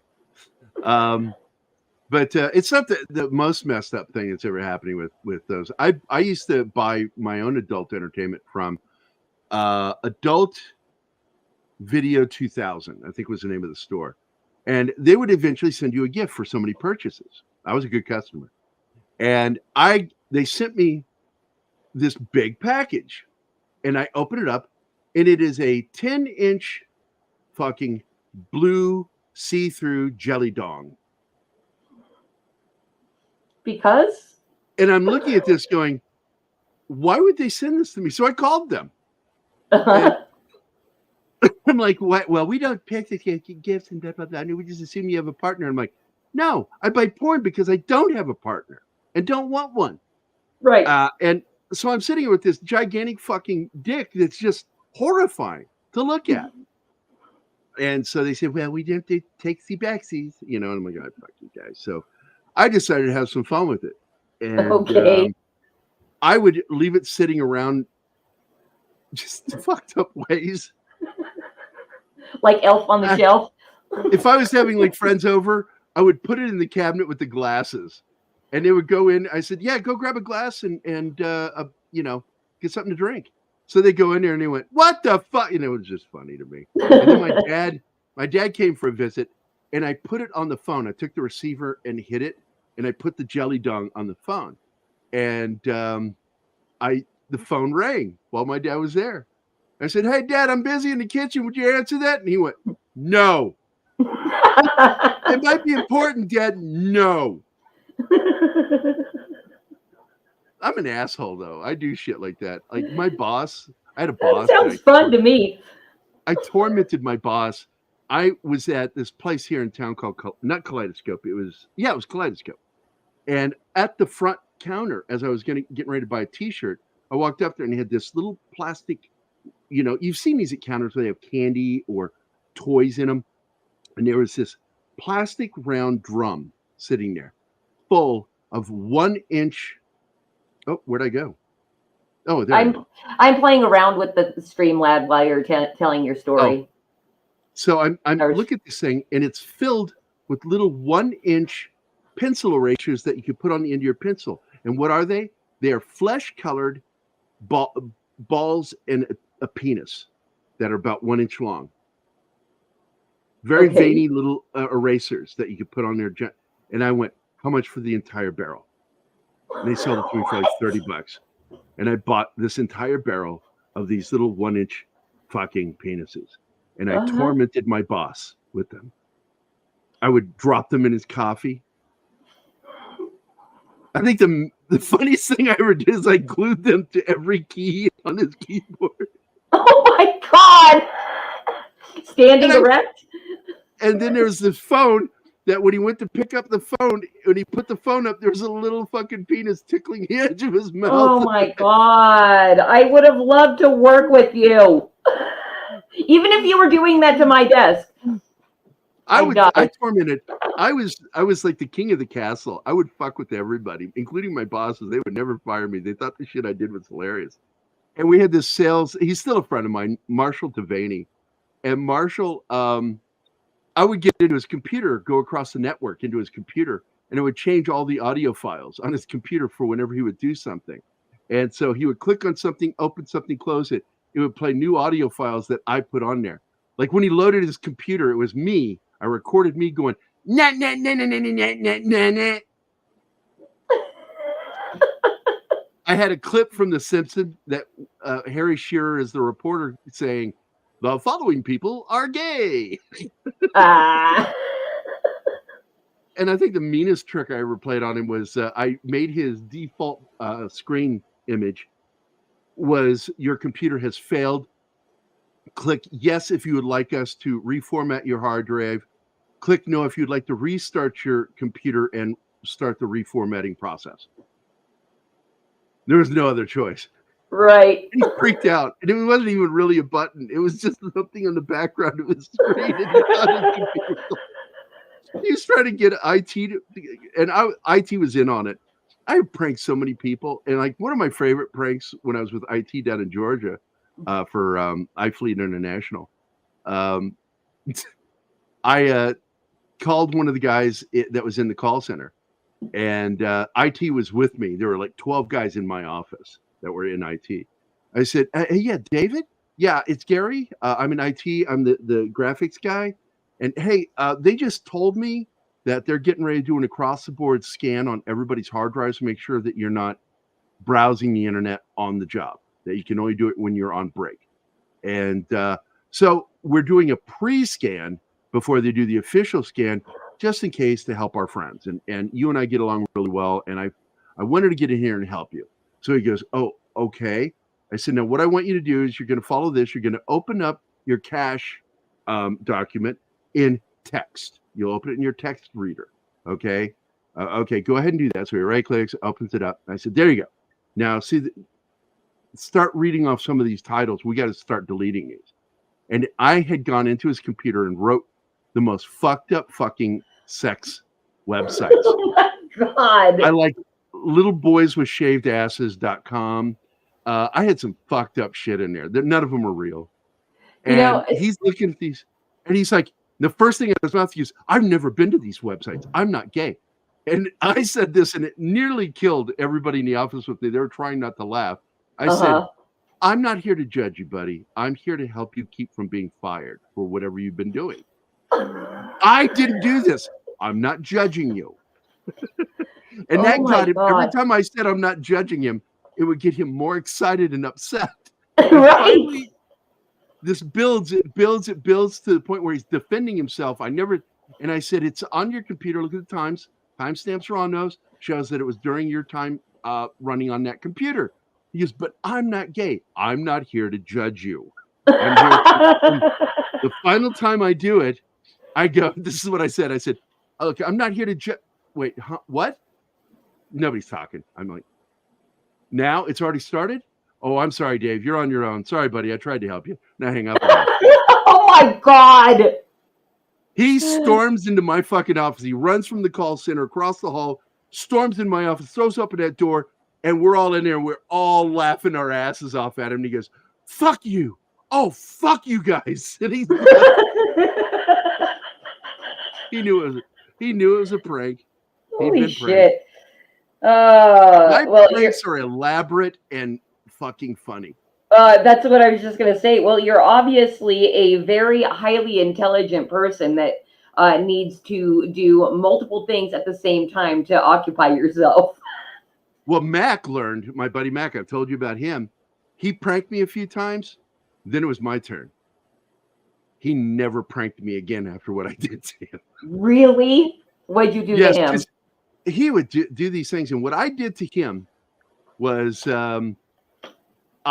we had moved to the apartment in Springfield right here. First time we moved to Springfield in 2005. And he had this, he would prank me, but he thought he could prevent me from pranking him by every night when he'd go to bed, he'd put his 500-pound toolbox in front of the door. And on a carpeted floor, you ain't getting in that door.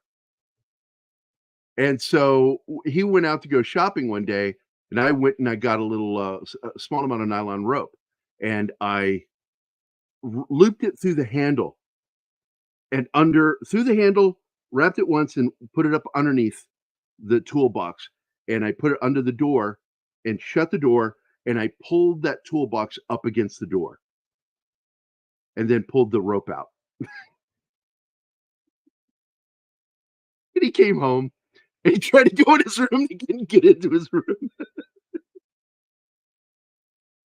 And he got so frustrated. And I'm like in my chair in the living room going, everything okay back there? Yeah, everything's fine. Everything's fine. And he's trying to figure out he tried to figure a way of getting it off the hinges. He couldn't get into the room. Finally, he's going to leave. I said, anything you need some help with? And he goes, no, I fucking got it. I fucking got it. Oh my God. He had to go to maintenance and borrow a ladder. We lived on the 3rd fucking floor. Oh my God. Wow. Because he didn't want to admit that you got him. Yeah. And he had to climb in through his window, break into his window to get into his room. And I could hear him finally open the door. He comes out. I said, everything all right, buddy? And he goes, fuck you. And he never pranked me again. Oh man. Yeah, pretty freaking elaborate. And I see, well, let's see here. Looks like you've got Peter going. Oh, that's Vinkman's girl. Yeah, that's Vinkman's girl. She laughs at all my stuff. She likes my humor. She's a laugher. I did this. You've got a great sense of humor. Who wouldn't like your sense of humor? My dad didn't. I tormented my dad with my humor for decades. And like the last prank I really played on him, I was afraid I killed him. I was like afraid he was going to have a heart attack. I had spent weeks on this, where he didn't know about my girlfriend, and he knew about my roommate Travis, who was gay, and my gay roommate Travis. And I would just say, Travis and I went to Chicago. No, I actually went with my girlfriend. But I would say, yeah, Travis and I went. I was setting this up weeks in the planning. Finally, the day came. I'm sitting there with my dad, and I had him over for dinner one night. And I said, don't you embarrass me with Travis. Don't you say any homophobic shit, Dad. Don't you do it. And he was like, I won't embarrass you, and I'm like, okay. So finally, I go over to talk to my dad, and I said, "Yeah, we went out to California, went to the vineyards out there in Vacaville, outside of, or not Vacaville. It's what is it? It's right outside of Vacaville, where all the vineyards are. I forget the name of it now. But we went there, did the train thing. No, I did this with my girlfriend again, but I made it out to be Travis. And finally, at the end of this, I said these words. I said, I don't know, man. My breakup with Deb was so ugly, and I felt like I needed to find myself. And I'm with, Travis. We're doing a stage production. We become such good friends. We move in together, and we spend so much time together that I've rediscovered a side of myself I didn't know existed. And I've never in my life felt more alive when somebody touches me than when Travis touches me and we have sex. And I looked at my dad after I said that, and my dad's face was ashen gray and his lips were cyanotic blue. And I thought, fuck, I'm giving my dad a stroke. And I immediately ended the joke right there. I'm just fucking with you, Dad. I'm not gay. Jeez. But I was relentless with fucking with my dad, because he fucked with me in so many ways. And I decided I'm old enough now. I'm going to get you back. And I'm going to fuck with you in a way that you've never thought somebody could fuck with you. And so I went to him one time and told him about my mom. I said, yeah, I'm glad we're living in the same town, because I was going to Eastern Illinois University in the same town that he lived in Charleston, Illinois.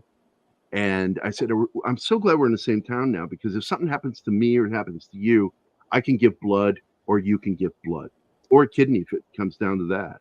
And he goes, well, what do you mean? You're AB positive? I went, no, I'm O positive, like you. He goes, no, I'm AB positive. And I went, well, I'm O positive. And I got really this confused look on my face.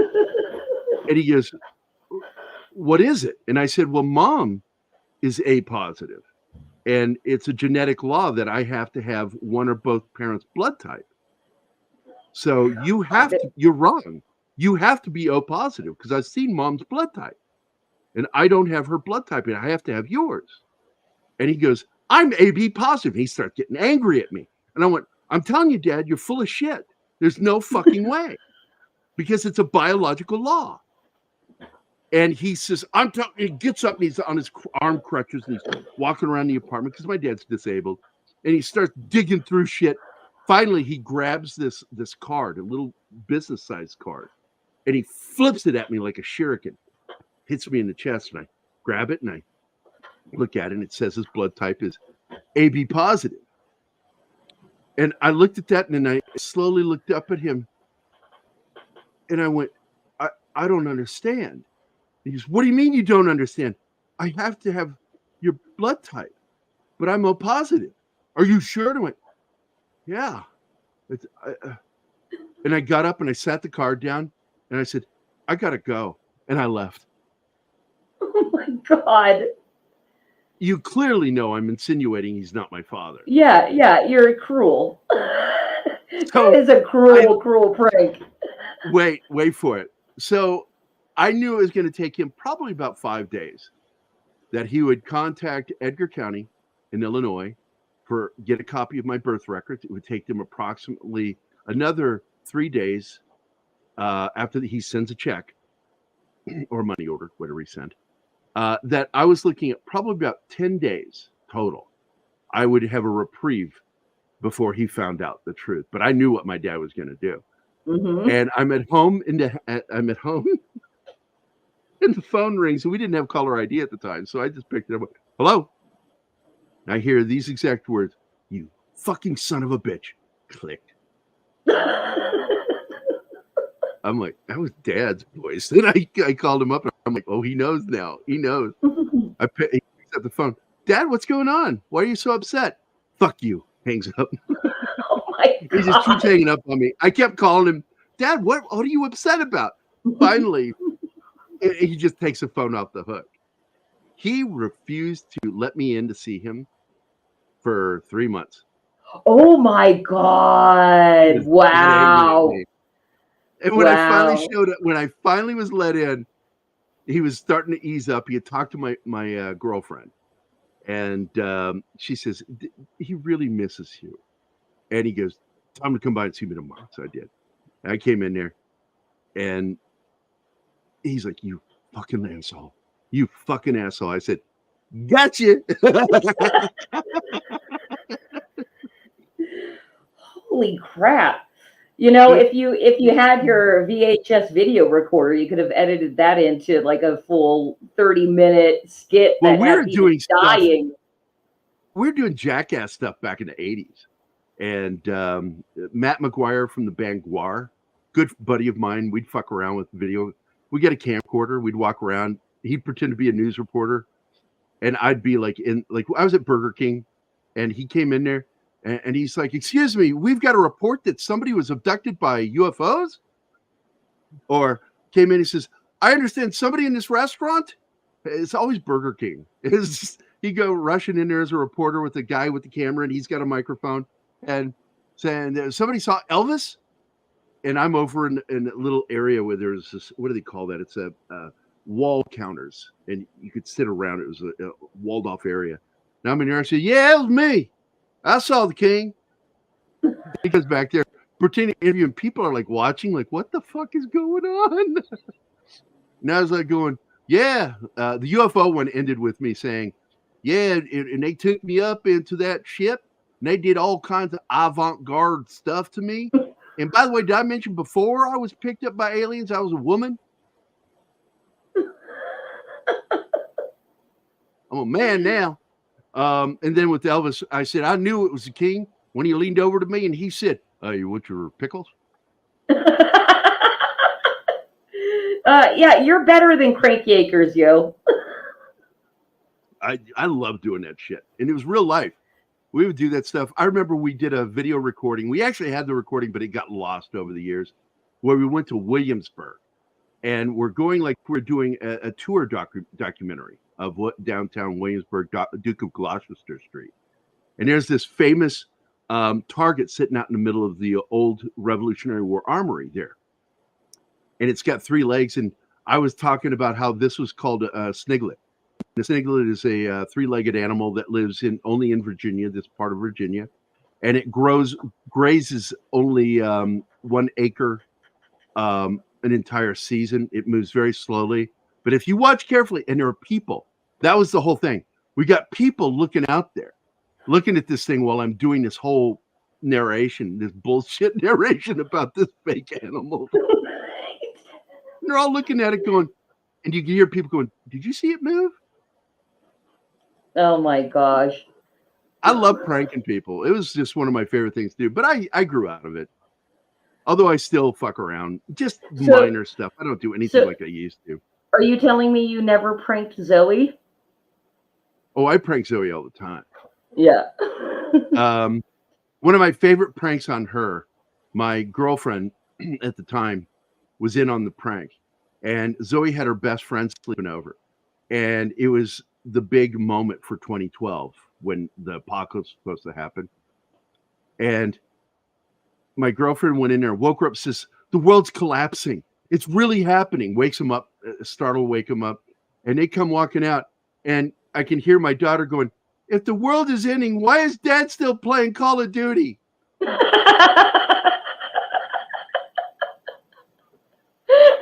saw me. I was in the living room playing Call of Duty. Right. Hey, she's a quick one.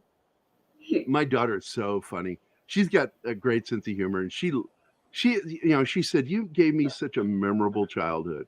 There's all these, and I would tell her things like this. This is one of the things I would say to her.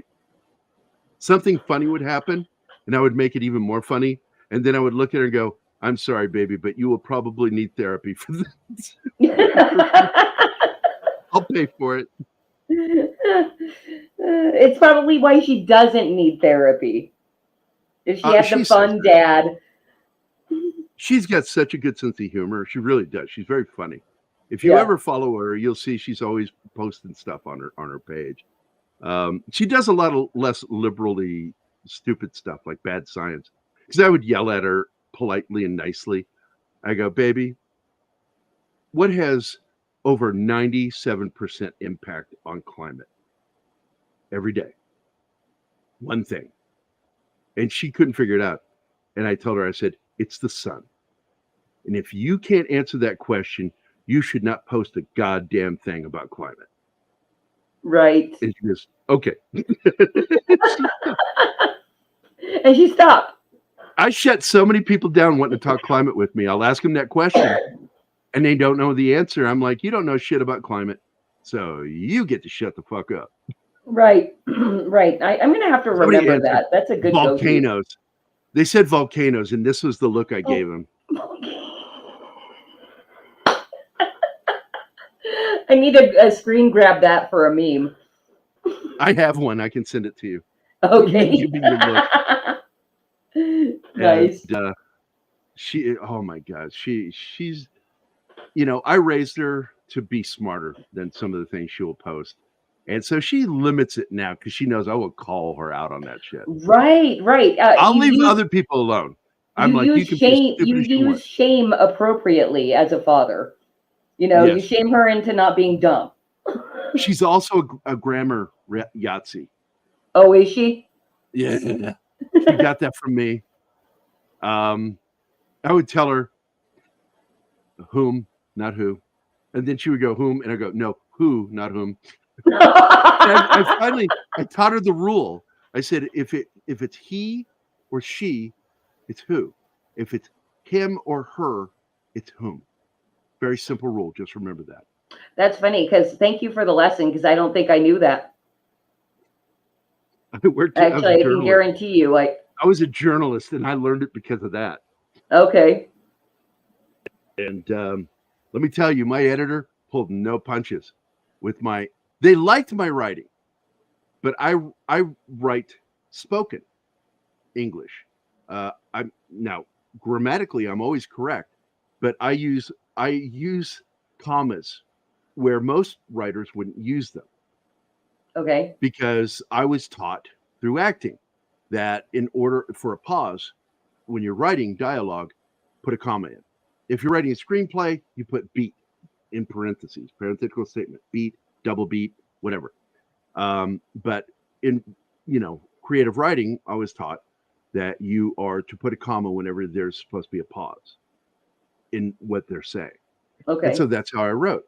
And I would also speak in certain vernaculars while I was writing that you would only do in conversational English. You wouldn't do that when you're a writer.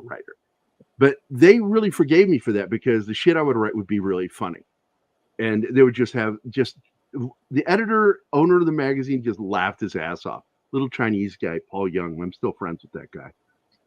It was the Illinois Alternate News magazine. It was the #1 alternate news magazine in Illinois. And they loved, I would write reviews and do interviews with people. I had an actor ask me during an interview, he says, how do you get me to open up about things like that? I mean, I've never talked about my Vietnam War experiences. And you just got me opening up about this stuff. And I said, I use the same conversational skill I was taught as a paramedic. He goes, what do you mean? I said, well, we have to work with people who are often mentally ill. And you're taught to open up to them in order to get them to open up with you. And I use the same thing with actors. It seems to be the same kind of process. That's fantastic. And it made him laugh. He's like, you motherfucker, you're calling actors crazy. You know what? If the horse fits. Right. Oh, that's that was so Jeremy awesome. Roberts, actor Jeremy Roberts from Star Trek, He-Man, not He-Man, Hercules and Xena. He was in a lot of TV and film. He was a good actor, but he had a heart attack and he had to have open heart surgery and he retired from acting. But still friends with him. I love the guy. He was in Star Trek. He got to reprise his role in Voyager that he had played in the film. So, but I've been friends with celebrities for a long time because they like the fact that I don't give two shits that they're celebrities. Right. I'm not impressed. And yeah, I mean, I'm sure that's rare to find, Well, they like that because I don't give a shit and I'll fuck with them. And right. I do. I fuck with my actor friends. Like when Kurt Yeager with this book, that's actor Kurt Yeager. Okay. That's right here. That's actor Kurt Yeager's face. He is from Sons of Anarchy. I draw him into the comic book. And Kurt Yeager has been in a lot of movies and TV shows.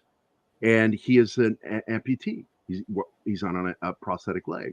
And we worked out a deal. He's my partner for if we ever do a film. He has first rights of refusal to play the character in a film or a TV show. Jeez. And but when we first met and had our first conversation, at the time, my character John was a double amputee. He had 2 prosthetic legs. Eventually, I came around and understood I can't do that. It won't work. It won't be believable. But while I'm sitting there talking for the first time, I said, "So you're a method actor?" And he goes, "Yeah." I said, "So my character has 2 prosthetic legs. How method are you?" He thought that was funny. Yeah, it's a pretty good joke. Holy moly. Hey, Gary, I am going to have to cut our stream. This has been so fantastic. Yeah, I was only going to go as long as you kept going. Well, you kept going. I'm starving, by the way, so I'm going to start getting hangry. I'm going to start getting hangry, and I can't do that live. But you were so fucking fascinating.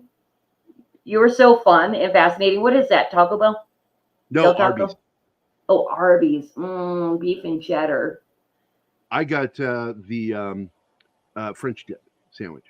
Okay. Well, the only 2 fast food we have up here is McDonald's and Subway, and I hate them both. So it has forced us to cook all the time. Like we probably go out maybe 3 times a year to eat because that's just how we do.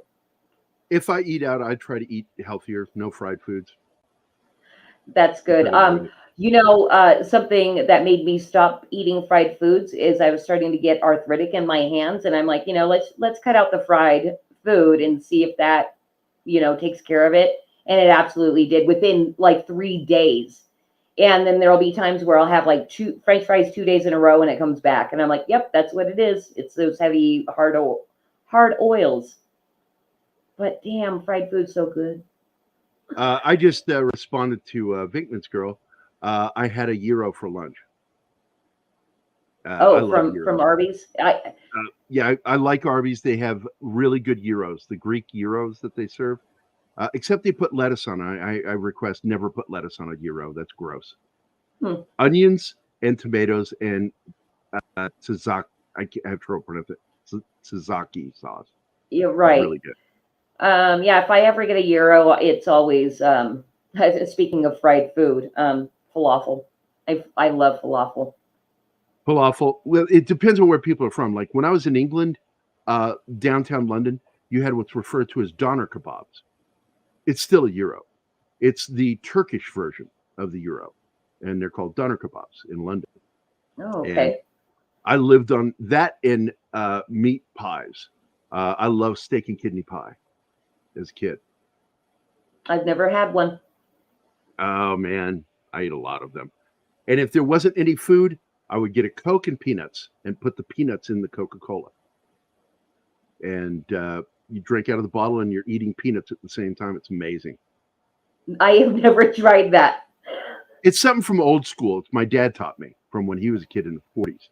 Okay. He's like, we did this all the time. And I'm like, this shit's fucking good. Hell yeah. I'm going to keep doing that. And I still do it. I Okay. get Coke Zero and put peanuts in it. It's really good. Interesting. Okay. Well, I'm gonna have to try that out.